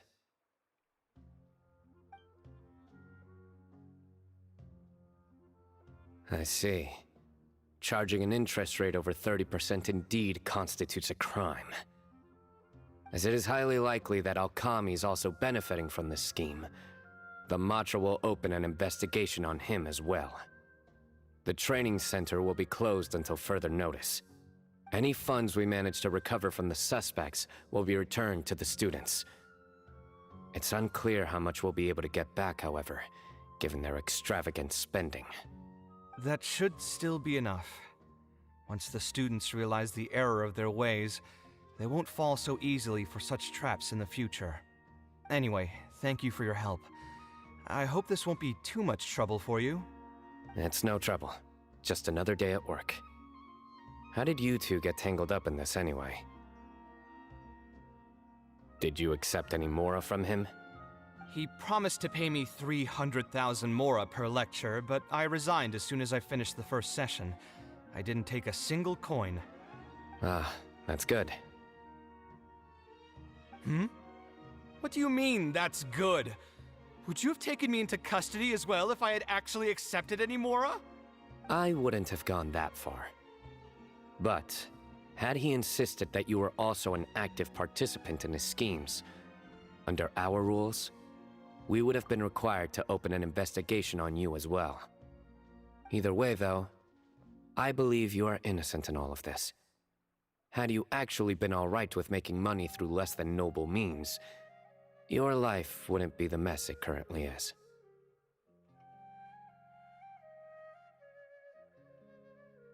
Hey, what was that? What do you mean my life is a mess? Never mind. Your life is fine. You're just messing with me now, aren't you? Let's get back to business. If Alkami's case can be successfully resolved, you'll be eligible for a monetary reward from the Academia. Don't forget to pick it up after the fact. Huh. I didn't even know there was such a thing. I never would have guessed. What I'm trying to say is that we didn't report Alkami because we thought we could make some more off of it. The reward will be given regardless of your personal motivations. It was implemented with the intent of encouraging people to supply tips to the Matra. Fine. Is there anything else? I want to go back to the training center one more time and talk to some of the kids. Sure, but you should wait until tomorrow. My subordinates will shut down the center today, and summon the students to gather information on the total amount of mora they've lost in the scam. All right, then I'll stay out of their way. I can talk to the kids tomorrow. I have a few other things to take care of, so I'll be off for now. If you want to follow... That should finally be the end of that. Oh, who would have thought it would turn out like this? All I wanted was to find a new gig and earn some mora. I have a few other things to take care of, so I'll be off for now. If you want to follow up on this case, just come find me again. Or ask one of the Matra. To think Alkami would sink this low, it still makes me really upset. Still, I think I feel a little better now than when you found me back at the tavern. It's a little ironic, but you could say it's because I've realized that there are many circumstances in the world that are even worse than my own. Now that I've seen such things firsthand, I suppose I've earned a new sense of appreciation for my life. How should I put it? I'm pretty stubborn when it comes to my profession, so I often argue with my clients. The arguments are usually extremely frustrating, and every once in a while I'd wonder if I only became an architect because fate wanted me to pay for some sins I'd committed in a previous life. Alkami's suggestion would have allowed me to quit my life as an architect and earn money solely from my reputation. But now that I've experienced that for myself, I can confidently say that I'd never want to do it again. Every scholar has their own sense of pride and a line that they don't like to cross. Of course, when faced with the vicissitudes of life, some will surrender these things to seek a more comfortable life. I can understand that. Just speaking for myself, though, I don't think that's something I'd ever be able to do. The voice in my heart would just keep repeating one thing. The moment I turn away from my dreams, would be the moment my career ends. If I stopped devoting everything to my creative activities, I'd be able to lead a more comfortable life, but at the same time, my sense of intuition and understanding for the arts would also begin to degrade. At that point, any materialistic ease I may have gained in life would just become another form of torment. In comparison, my current life comes with its share of difficulties, but at least I'd never have to deal with that kind of existential reckoning.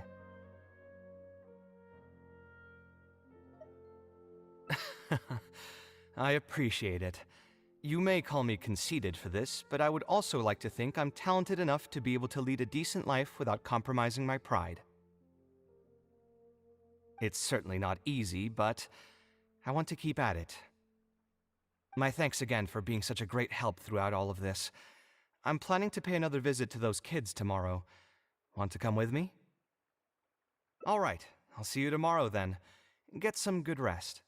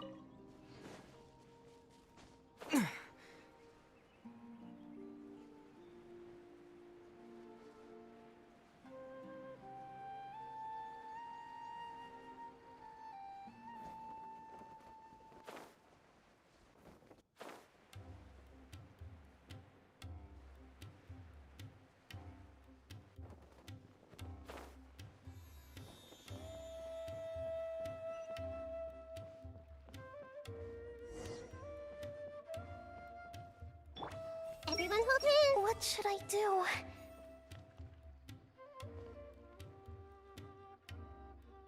I see everything! After all those classes I took at the training center, what should I do now?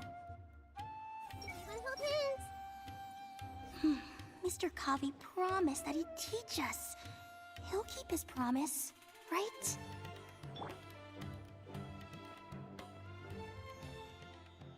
I never would have guessed Mr. Alkami was a scammer.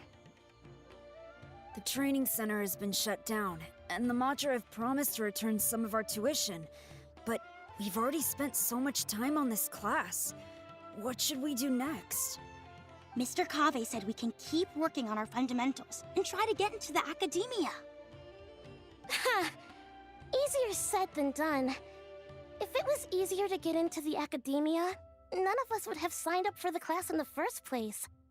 Only the best of the best can get into the academia studying on their own. Mr. Kaveh might be willing to teach us.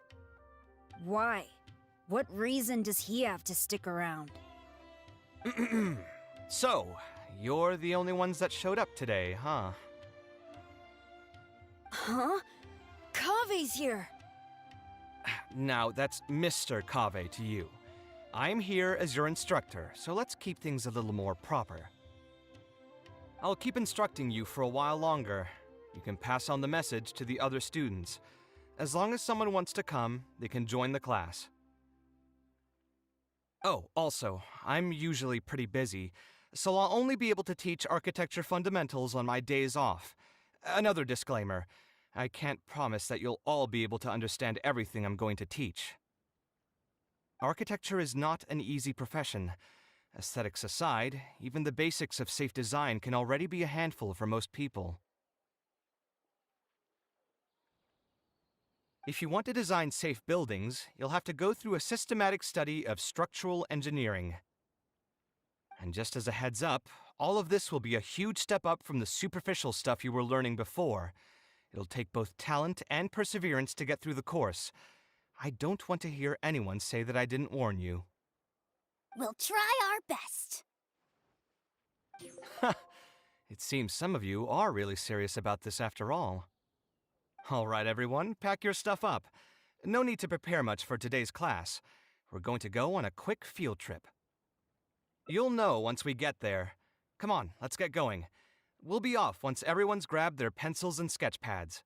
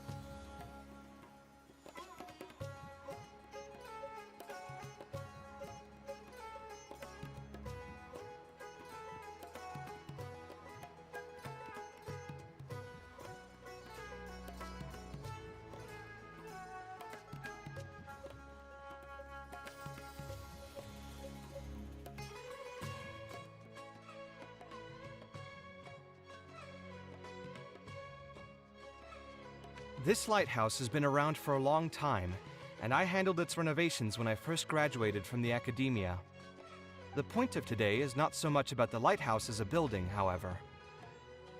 I just want you to take a look at it and do a bit of self-reflection. If you were tasked today with designing a building, how would you want it to look like? Don't think about how you'd actually go about building it for now. Just put your ideas to paper and draw the prettiest building that comes to your mind. So, it can be, any kind of building? Yep, as long as you think it'd look good. It doesn't even necessarily have to be a building. If you want, you can draw trees, the ocean, or even a garden area. Draw whatever you'd like. In my experience, it's best to approach the study of architecture from a point of personal interest, rather than for the sake of a career. Both the study and practice of architectural design are extremely difficult. A person who's forced to work on projects that they don't resonate with will only struggle and suffer.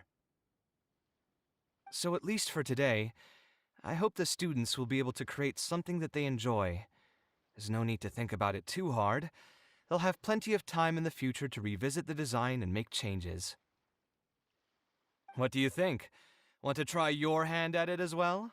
Don't forget that this is a free class from Mr. Kaveh, the Light of the Kasharawar. On a normal day, this would cost you 300,000 mora.